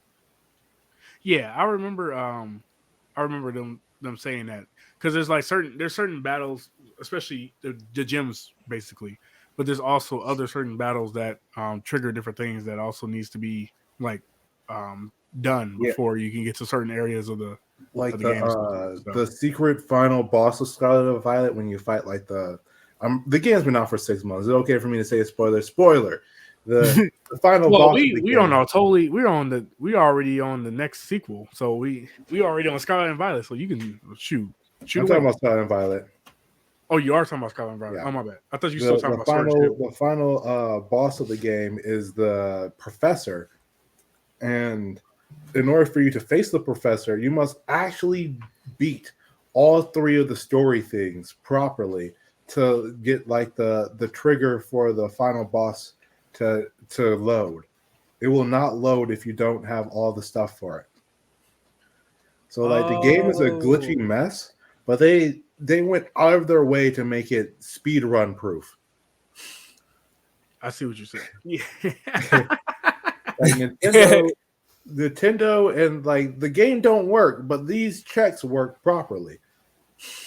That's how you know Nintendo don't give a F about any of y'all. Nintendo be like, is there a different way than intended to enjoy our game? Y'all Yo, I would say what's crazy. That actually brings me to another topic. I guess that kind of goes on top of what the state of gaming is. Like GTA, for example. Like so the funny part about it is like I guess people were kind of complaining a lot about the shark cards, like how they try to get you to buy it, and like they kind of break any alternative for you to not buy it. Like say for example, right, if there's a way to like exploit a thing in the game where you can get a lot of money, like a glitch or like just playing a heist over and over again to get a lot of money, they try to like limit you on doing that just to get you to buy shark cards to have in-game money. But what's funny is they try so hard to patch out those glitches, but there's still other glitches in the game that's been there for years that they haven't even paid attention to at all. Yeah. So I don't know. It's just something like how convenient they were to patch out a certain glitch, but the other glitches they just didn't care about or just didn't see. I don't think Rockstar is a good example of how most companies work anyways, because Rockstar, let's be real for a second, they made one game almost 15 years ago and they've been riding that game for like I have never seen somebody literally wring their game out for every available dollar possible next to EA. Yeah. And then on top of that, I'm pretty sure like whoever is playing GTA, they're going to be playing GTA for the rest of the time. Like I don't know how the game was the number one selling, like in the top 10 selling games on Steam for 10 years straight, but somehow they hit the top 10 list for 10 years straight. Like that game made $1 billion. It was at the time the fastest entertainment property to make $1 billion, and I think it was like within a week. Yeah. And that boy is still printing money like crazy. Like it is unheard of. Well, I mean, I guess you could say they started off humbly, where they actually, wanted to make a good game, and they made it to where it was finished, and like the story mode was finished and everything. And then they had the online mode where it's like, oh, well, hey, play this online mode, hey, try it out. And then it blew up, and eventually they was like, oh, we can make some money from this. Oh, hold on. I know, right? We can make some money from this. GTA is what every EA game strives to be. Oh yeah. And I mean, I don't know what like I'll never be like a humongous GTA fan, but like I can see why people play it like crazy, but at the same time, I'm like, bro, It's just the open worldness, really. I know it's the open worldness and like you can do what you want and like have wreak havoc on other players or like join up, but like there has to be something that's close. I mean, like Minecraft. That's only what comes to mind. I'm trying to think of a game too, but like I can't think of something. I just feel like they hit the formula and they're just right. They're coasting.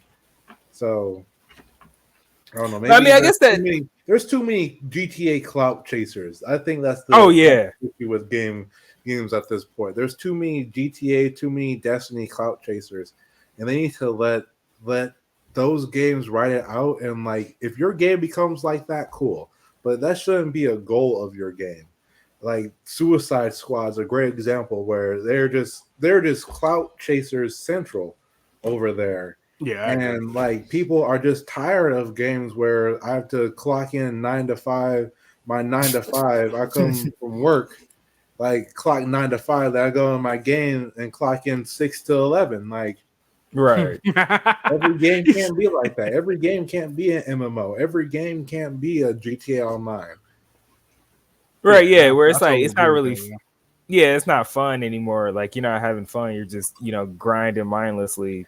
Like it was even worse is you feel bad when you don't like clock into the game where it's like, oh crap, I missed this thing. Like if I can't complete your battle pass in if I literally clock 8 hours in and I can't complete your battle pass, there's something wrong with it. Like it's getting to that point where since every game got a battle pass, like if I can't cash in your battle pass in like 10 hours, like what's the point of me even being on the battle pass? Like I'm still in school. I still wait. Did you just say if you can't complete the battle pass in 10 hours? Dude, well, let's be generous, say 10 days. 10 days? If you play for 2 hours a day on one game, okay, so every game. Oh, you're saying my bad. You're saying if you play the total amount of time is 10 days. Okay. I thought you meant like I played 2 hours a day for 10 days straight. I should be able to complete the battle pass. I'm like, whoa. I think that would. Yeah, 2 hours a day for 10 days? No. If it has 100 levels, no. That's the problem is it has 100 levels. That's 20 hours. Yeah, okay. Let's say this. I agree with that point that there shouldn't be 100 levels in the battle pass. I agree. Okay, I definitely agree with that. I like if there's 100 levels, I need to be getting multiple levels per match. Right. Especially initially, I need to be hitting like 3 levels a match. Like well, basically, I guess the battle royale, I need to go up like 5 levels. I would say basically what we're arguing is, I guess, make it to where you don't have to grind heavily to get something. Yeah, 20 hours in a month span is a long amount of time. That's a single player experience. Like, think about it. Like, people play Call of Duty. Yeah, they play Call of Duty for like 4 hours a day. But like, if I play 4 hours a day for 10 days straight, that's 40 hours. Yeah. I just clocked in. Like, if I worked for 10 days and I got 40 hours, like that's good. Yeah, I agree. You can feed yourself for 40 hours over 10 days. You could almost hit rent. My battle pass better be completed if I've clocked in 40 hours. No, I mean, I agree with you. I agree. No, well, I wouldn't say 40 hours per se. Only because, like, I don't know. I just wouldn't. The Master Duel battle pass is so good because, like, if I play for 2 hours, I'm going up 15 levels. I agree, but I think because Master Duel, I feel like Master Duel made you soft. No, slang. Not to do For it. lack of better That's words. my time as an individual. Like, I don't want to be playing Yu-Gi-Oh for 8 hours. Like, if I forget about the battle pass, They know nobody wants to play Yu-Gi-Oh for more than 2 hours. Like, what? Bro, it's What are we like doing? if I'm playing Fortnite and like People be on Fortnite for 8 hours straight. Well, I would say that's the problem. Yeah, no, Fortnite was the worst with that. No, the worst battle pass of all time is multiverses. Like those people. Oh no, yeah, I agree. Multiverses and Overwatch 2 have the worst battle passes I've ever seen. Yo, it's just like you could play multiple days in a row and only gain like 2 levels in multiverse for the battle pass. It's like Bro, it's just insane. Multiverse. The fact that your levels are 100% tied to only 5 daily quests in like the season stuff that requires like you to jump through hoops, ridiculous. Like you tell me I get no battle pass points for just playing the game. Like I gotta get specific ring outs. At least let me enjoy the game. Or if it's like only 5 daily things, I need to level up 5 times in a day. Yeah, I agree. Like like people said reported doing like 100 something hours, like playing this game, and for over 3 months playing 100 hours, and was still did not complete the battle pass. The battle pass, yeah. Like 100 hours. That's unrealistic. Yeah, I can say when I was playing Multiverse, like this recent battle pass for that matter, because I completed the first one. The first one was a struggle, but I completed the first one. Then they added the extra like 5 levels onto it, and I couldn't the level, like the amount of points you needed to get from 50 to 51. Yeah, nah. It was just not happening. But like the battle pass they had recently, it's just like people were just saying like I can't even get to level 50 before the battle pass even ends, and they literally played like 100 matches in a row and won every single match, bruh. Like, can you imagine playing a game? You play 100 matches in a row, you won every single match, and you can't even get 2 levels on the battle pass. That's like going into Fortnite. Crazy. That's going into Fortnite. You win 100 games in a row, and you can't get 5. And Fortnite, you most definitely can get at least 10 levels if you won 100 games in a row. At least, bro. At least. That's a lot of games. That's a lot of games. The battle pass is a great concept, but you can't tailor it for people who play the games for like 200, 300 hours and try and do specific things. You can't. Like it makes it unusable at that point. There's no point. And I think you have the level and prestige system that like Call of Duty had, where you expect to get something on prestige 15 and you got to max out to level 100 15 times. Well, I would say it's basically like they're trying to get you to spend more money, honestly. Like, like at first you spend money, you just get all the cosmetics and stuff. Now it's like, oh, you spend money on a battle pass and you got to work towards it, or you can spend even more money just to get it. I was also going to say, too, with the just on COD's defense, though, I will say that you can, like, okay, it was easy to gain levels in COD, especially if you're doing prestige. It is not like a battle pass per se either. That's just something you just do over time. So it's just like, that's just the game. So if you played the game that much, then yeah.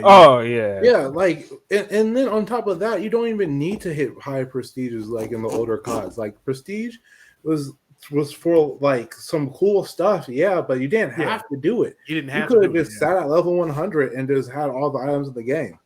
Exactly. Forever. Exactly. And that's cool. That's a cool concept. And like they try to say, oh, battle passes aren't needed, battle passes and this. It's like, all right, so if I don't have the battle pass, I get less experience per game, less gold, less cosmetics. Like it's battle ridiculous. Passes are a joke. And I hope that it's something that dies with the way of day one DLCs. Nah, it's not going to die because they make way too much money off these battle passes for it to die. I feel like it does make money when it's used properly, but especially for like if your game isn't popular, the battle pass isn't going to do much for you. Yeah, I agree. I was going to say too that the mobile game battle passes, most of them are like, okay, you got to pay for them. But I will say that you can complete the mobile game battle passes, in a pretty good, decent amount of time. Like if you sat there and played on the game for like 2 days, it's because those are tailored towards casuals, yeah. which is what battle passes should be more geared for. Yeah. It's like multiverses. It has all these linear problems, and it lost 99% of its player base. But like the battle pass certainly did not help. The battle pass definitely was not something I would be like, oh yeah, this game is great. The battle pass is something that like all games should strive to have. No, the battle pass in that game did not help the game. The amount of then another bad thing about battle passes is that they limit the amount of like free cosmetics in the game. Oh yeah. Where like back in the day, you could do like a cool task, or you can do achievements to get skins and stuff, or like you just got like a certain amount of colors for free. And nowadays it's just you gotta complete the battle pass. You gotta do this. Oh, the best items are over here on the battle pass. Oh, you literally, since there's no level ups anymore, you can't really like there's no gauge of your progression because it resets every month. Exactly. Yep, I agree. Well, I guess the gauge of your progression would be you basically what I'm trying to say. Like owning stuff in the battle pass. Yeah. Like the John Wick skin in Fortnite. But like classic. You have to fully complete the battle pass in the set amount of time, compared to like, in Call of Duty, if you saw someone with a diamond gun, you're like, oh my god, this guy prestige like 10 times. Like I can't compete with this guy. Like you see a John Wick skin, you don't know if he stopped playing the game for 7 years or if he's like hot on it. He just chose this skin to flex. Yeah, I agree. Like I'm most Overwatch. Definitely the John Wick skin. I just haven't played in years. I ain't gonna lie to you, because I went back to Fortnite. I was about to say I went back to Fortnite when they took the no build out. Let me tell you, Fortnite completely different game with no build, bro. That game's actually pretty fun. I ain't gonna lie to you. Without the build, pretty nice. Well, I should have. They just added Attack on Titans to Fortnite. Really? And they got like the maneuver gear and stuff, so you could be swinging around the buildings and stuff with the little maneuver gear and stuff. And you got the blade, you got the blades and stuff. I thought that was clean. Wow. I haven't tested it out yet. I haven't played Fortnite since they added Goku to the game, essentially. Well, yeah. But because I know I had to buy Goku. I ain't gonna lie to you. I miss Naruto, so I had to buy Goku. Don't judge me. Dang, you didn't buy Rick? Nah, not worth it. Nah. You didn't buy LeBron James? Nah. LeBron James was on sale when Goku was on sale too. Funny enough. But yeah, you saying what were you saying, Bash? Sorry, I kind of. I was talking about how a great example of how the battle pass ruined like the gauge of a game. Overwatch versus Overwatch 2, where like I hopped into Overwatch 2 for the first time in years, and I cannot gauge the abilities of the character of the people around like before the game begins until I'm getting cooked. Like, in Overwatch 1, you get like, all right, this guy's like a level 500 person. He's been playing this game since the beginning of time, and we stand no chance. Avoid this guy. But now, since there's only like battle passes and stuff, like everyone just comes in and is like, I don't know how good this guy is or how bad this character is, but like he just got the battle pass skin. Yeah, it's like he got or in Overwatch's case, they restrict characters behind the battle pass. Oh, like, yeah. You either have to level yourself up to battle pass level 40 out of 50, or you pay $10 for the battle pass, get the character immediately. Oh, is that how that works? That's crazy. Yes, you have to either. And Overwatch's battle pass is not a good, a kind battle pass. It's one of the worst. One of the worst ones. So like you have to put in a 9 to 5 to log in every day, perform good to level up one level every 3 days. Yeah, that's horrible. So it's not. It's just like if you look at there's a lot more examples of bad battle passes than there are examples of good ones. I get you, yeah. I most definitely will say, yeah, just the battle pass stuff in general. I liked it when it was in Fortnite at the beginning and it was in Apex. I'm sorry, off topic. I know the stream is watching what I'm doing. That was a crazy draw right there. I just want to.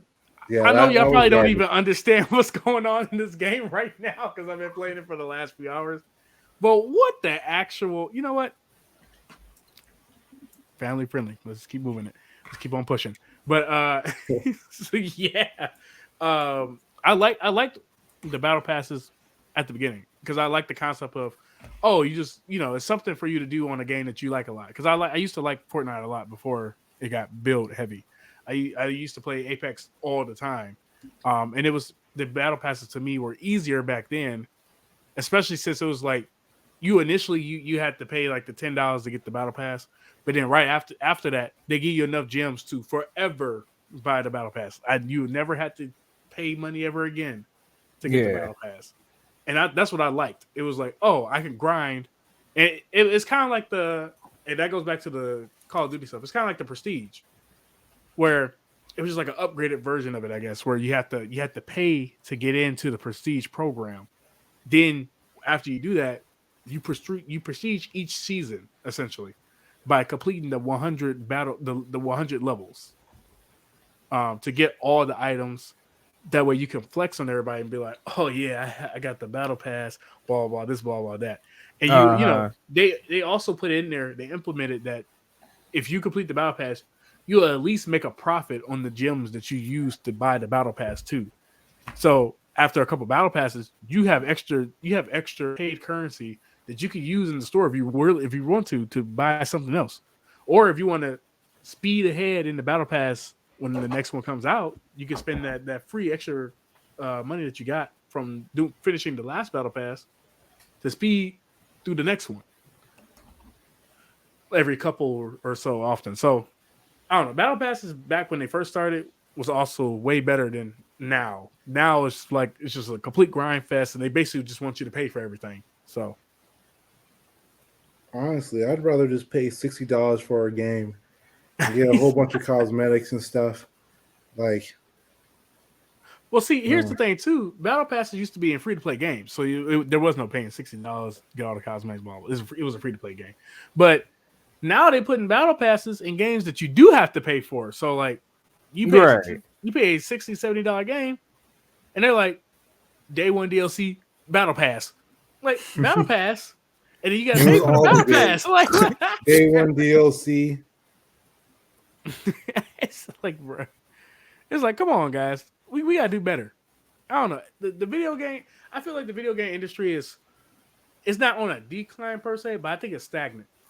I do think it's stagnant, and because of the different like money practices and greed that they're trying to do in these games, where they're putting out unfinished games, battle pass, harder battle passes, DLC day one. Because you start thinking about it, you'd be like certain games, you'd be like, why was this not just in the game? Like you really think about it, characters and their day one DLCs is like, all right. Come on, man. Like if you sit there and be like, "Oh, we got a day one DLC," why was it originally not in the game? What stopped you from putting that in the game in the first place? Why it got to be DLC? Why I got to pay $20 for it? You get what I'm saying? Like if you already have a roadmap of what you're going to put in the game, and it's not already in there. your only excuse should be that we didn't finish making it. That's what I feel like. Because I feel like Right. they be already having all the stuff made, and they just didn't put it in the game because they want you to pay for it. Versus like back in the day, everything was in the game. That's why you can be like, you can sit there and play like Grand Theft Auto 3 for hours because everything that you needed in Grand Theft Auto 3 was in the game already. Or you can sit there and play like let's I'm trying to think of a game that you can sit there and play a lot. Like a Final Fantasy game. You can play that forever because everything you needed in a Final Fantasy game was already there. There was no DLC, there was none of this, no extra stuff. Everything was there for you to unlock, just explore, blah blah. A game like Uncharted. There was no extra DLC in Uncharted. Everything you needed was in Uncharted, was already there. And even if you played the online portion of Uncharted, the extra DLC was just extra cosmetics that they just wanted to randomly add. And those came later on. They weren't even like day one DLCs. There was no day one DLCs in Uncharted. Or even let's say like a multiplayer game. I can't think of any. I'm gonna let y'all go ahead and speak too, because I can't think of any multiplayer first day DLCs or like multiplayer games where DLC came very later on. Well, maybe a like great Halo. example of multiplayer games with day one DLCs. This was really egregious in the past. So this is a practice that no longer is as frequent due to battle passes running rampant in games. Is Call of Duty, Battlefield. Like they had day one DLCs. EA is notorious for it. EA themselves, they love those battle passes, and so is Activision. They definitely enjoy milking their player bases, and like so it's. I'm glad that.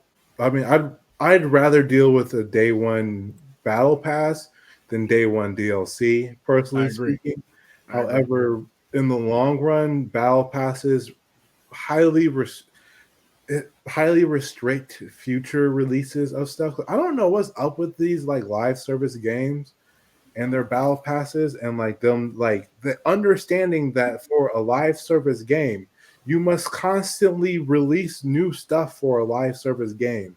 Yeah. For it to be, a live service.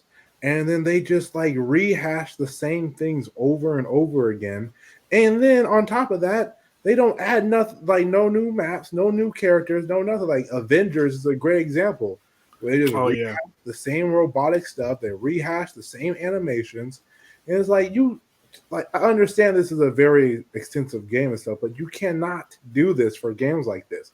Like Monster Hunter, like in Monster Hunter, in this game, the way how the game is built from the ground up, that when there's a new monster, even if the monster is just a rehash skin of the same monster, they give it a different moveset or like a different signature moves or change up the angle of attacks, that the encounter will be completely different.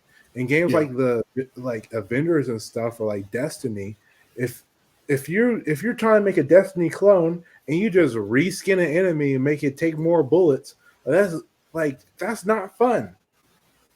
Yeah, I agree. I was also gonna say too, especially on the Avengers thing, I will say that game, it was a pretty good game, and like you said, like it was just not a lot of things to do in it. Like I like the combat system, I like the mission setup, I like everything. It was just like it was very repetitive. Like you literally be doing the same exact mission 10 times to try to get gear. And repetitiveness is okay for a live service game or MMO. The difference between an MMO or like Monster Hunter and Avengers is that there is more to do in it than just fight the same mission every time. Like at an MMO, I can go to PvP, I can go to world versus world, I can go to dungeon, I can go to like the open world and like do jumping puzzles. I can do achievements. I can try to get mounts. I can mine for gold. I can try to sell things. You know what I'm saying? Or in Monster Hunter, I can swap weapons. I can hunt a new monster. I can go for a new build. I can try out new statuses. In Avengers, it's just like, okay, I have this combo. Okay, I have a different build, but the build is like tweaks a few numbers from like my special moves. Okay, so instead of like, sure, you can play as the Hulk and stuff, but I know for a fact that you had to like grind for those characters to get good. Yeah, you do. Like, oh, okay, you want to play as Black Widow and you've been playing Captain America for the last 40 hours? Well, unfortunately for you, you're starting at level 0. And you could say Exactly. that for an MMO or something too, but the good MMOs lets you transfer stuff like your armor or your weapons to different builds, to different characters.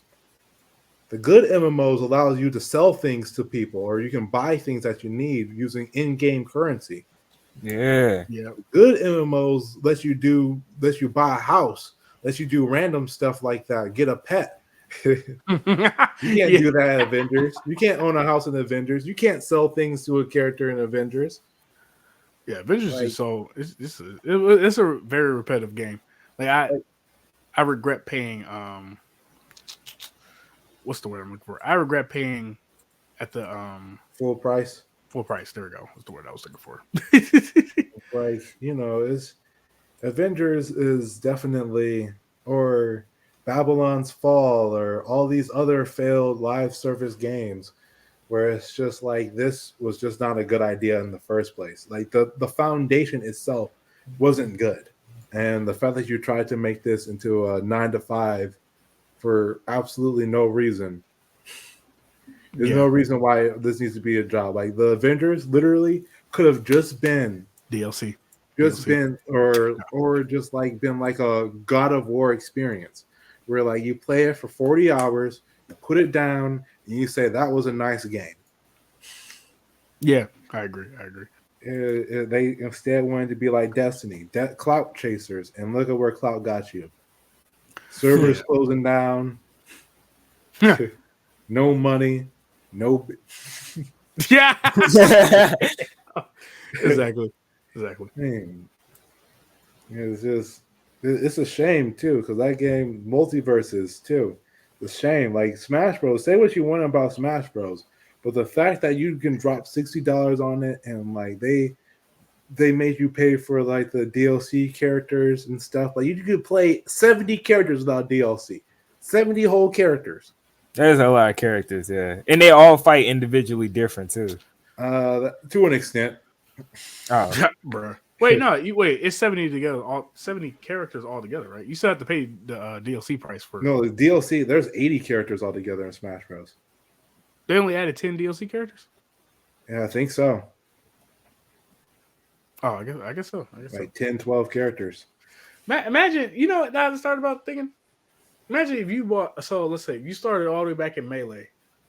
You bought Melee for, I don't know what the new price of a video game back then was for a GameCube. But let's honestly, I think it was around like 40. 40, 50, that's what I was thinking 40, too. Yeah. Let's say $40. You bought that. Then there was no DLC back then. You just unlock characters, whatever, blah blah.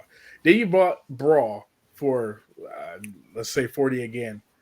And I don't think there was any DLC on the Wii like that either. So then you bought the Wii U version of Smash.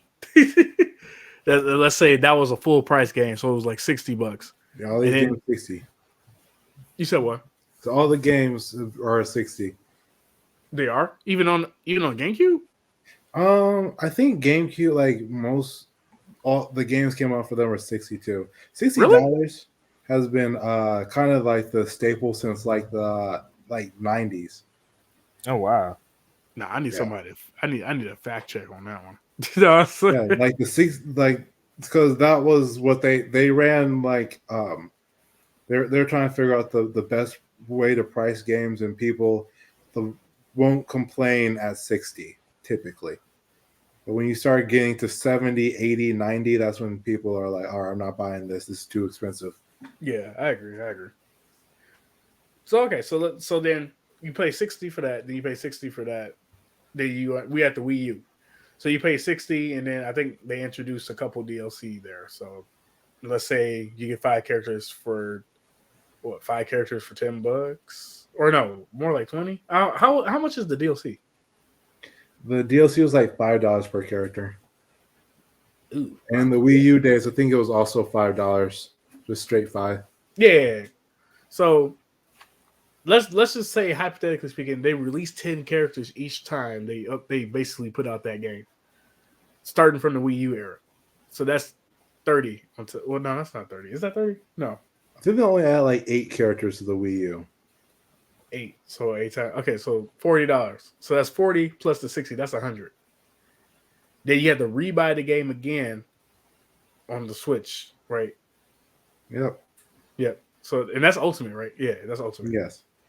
So then you do that. You get all the characters. You pay the $60, but then you gotta pay. What's that? That's 10 times.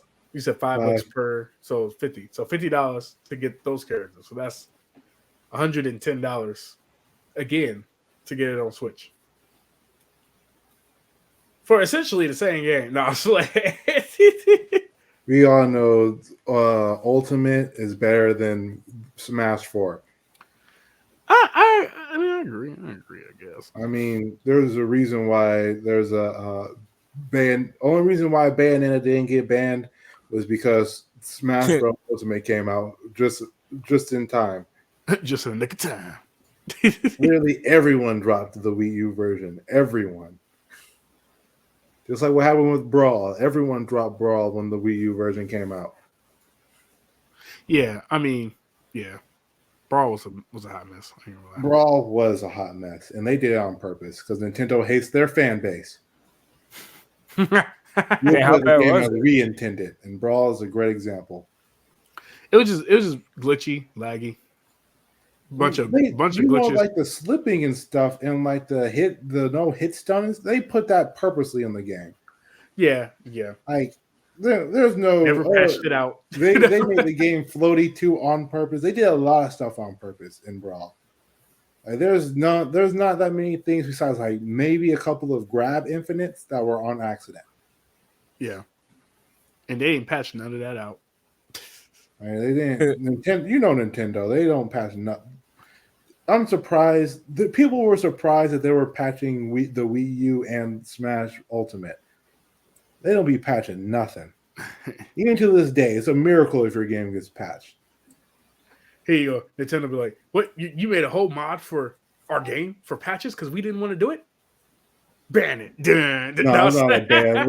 It's a knock on the door, a letter saying that if you don't stop, we're going to sue you. Exactly.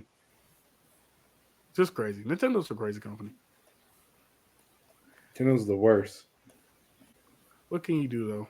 You either hate them or you love them, and most people love them. So Yeah, well, that's why they're still in business. So lucky summer guns. But we're at the 2.5 hour mark. We are. That's crazy. I promise, audience. I promise we weren't supposed to go this long. I mean, I guess we found something to talk about, so that was good enough, you know. Yeah, stay the game, and the Random Flash movie that's gonna do horrible. Yep. That's it. I bet you there's a Miller fan out there like, no, it's not. It is not gonna do horrible. Yeah, honestly, I just want to meet this person too, like a fan of Ezra Miller. Bro, if they're here, y'all can come to my channel and complain to me personally. Wow. I'll drop the fattest provable claims on my channel. Bruh. But yeah, so we're gonna go ahead and get out of here. I think we did enough talking. My mouth is dry. But that means we did a good job. All right. I'm going to do my closeout. Gotcha. Well, guys, thank you for stopping by the podcast. Stop by my channel if you're ready to see the new Jedi Survivor. I want to say Fallen Order so badly. Jedi Survivor. We get to have the adventure because I'm excited to start off where the last game ended. So be sure to come by. That comes out on the 28th, right? Yes, 2 days. 2 days. Okay. Perfect. Yeah. Y'all go check that out. Hit that up. Remember, we got goals. We got responsibilities. 50 subscribers. He keeps saying 50. Don't listen to him. 1,000. I'll appreciate Thousandaire anyone, Club, bruh. anyone who subscribe. I will treat you like you are my first subscriber. Same. You know what's weird? It's like I guess as a quick aside, I know I said that a few times, but like when you say that, like I don't know, I'm like the same way. Where it's like when you just see someone subscribe, it's kind of like when someone like tips you or give you money. Where it's like you just appreciate it, like no matter how small it is. Yep, exactly. Because like you took time out your day just to follow me. Wow. Yeah, that's what I'm saying. Come on, guys. I do a face reveal at 1,000. Come on now. Yeah. The only reason why I haven't face revealed because I ain't got no money for a good camera. Yeah, don't worry. We're working on it, guys. See, the more y'all invest into us, the more we will invest into you. Because we working on the cameras. We're working on everything. We're working on it. But go ahead, my Fables. Go ahead and hit us with your outro. Well, as you said, you can find me at Mount Fables on Instagram and Art Wishing Well on Instagram as well. I would say probably follow that account if you actually want to see me be more active. Mainly because I've been growing these past few days. I'm honestly about to reach 300 followers now, so that's pretty cool. Okay. Yeah, mainly I guess what it is because I'm kind of getting acclimated in the community. So a lot of community members are kind of following me, and we're kind of like talking to each other, collabing, sharing our stories, stuff like that. So you got to share the podcast too. No, yeah, I'm gonna try to find a. Actually, no, I actually got a way how I'm gonna do it. So like because I still want to kind of do something with your logo, the little picture that you have for your profile. Oh yeah. Well, look out for that, guys. Look out for that. Yeah, new logo coming soon. Yeah, so like when I do something with that, I would say after I get done with these few things I'm kind of doing with some people, I can kind of work on that real quick. And then I can make the announcement for the podcast on there. Yeah. Now, to be fair, I'm not sure they're going to be interested because but yeah, no, it looks a thought. I mean, I said thought, but the effort is all that matters. You said thought? No, I'm playing. All right. And then my intro is just thank you guys for coming out and watching us. Everybody keep having these low numbers, but we high achievers out here. I'm gonna need a soundboard soon because me just is not going to do it. But I would say soundboards are perfect for podcasts. Exactly. Trust me. The sounds I'm gonna have on the soundboard gonna go crazy. We're gonna get there though. But yeah, hit us up, subscribe, like, hit up Vash's channel for the drop on the 28th for that new Star Wars game. I was about to say Fallen Order, but I know it's not Fallen Order, it's something else. Survivor. There we go. Mount Fables. He's always doing the art, he's hitting up with the art and all that stuff, So go hit those boys up. Go hit my channel up. I just recently dropped another video for Dead Island 2. I'm doing a walkthrough of Dead Island 2. I got a bunch of walkthroughs that I need to complete. I ain't gonna lie to you. I'm not known for completing games. No, you aren't. but That's we're working on it. We're working on it. So I'm getting acclimated to the schedule of when games come out and how fast I need to complete a game. So we're working on it. But yeah, y'all have a good night. To my co-host and to my guests, y'all have a good night as well. Peace. See you later.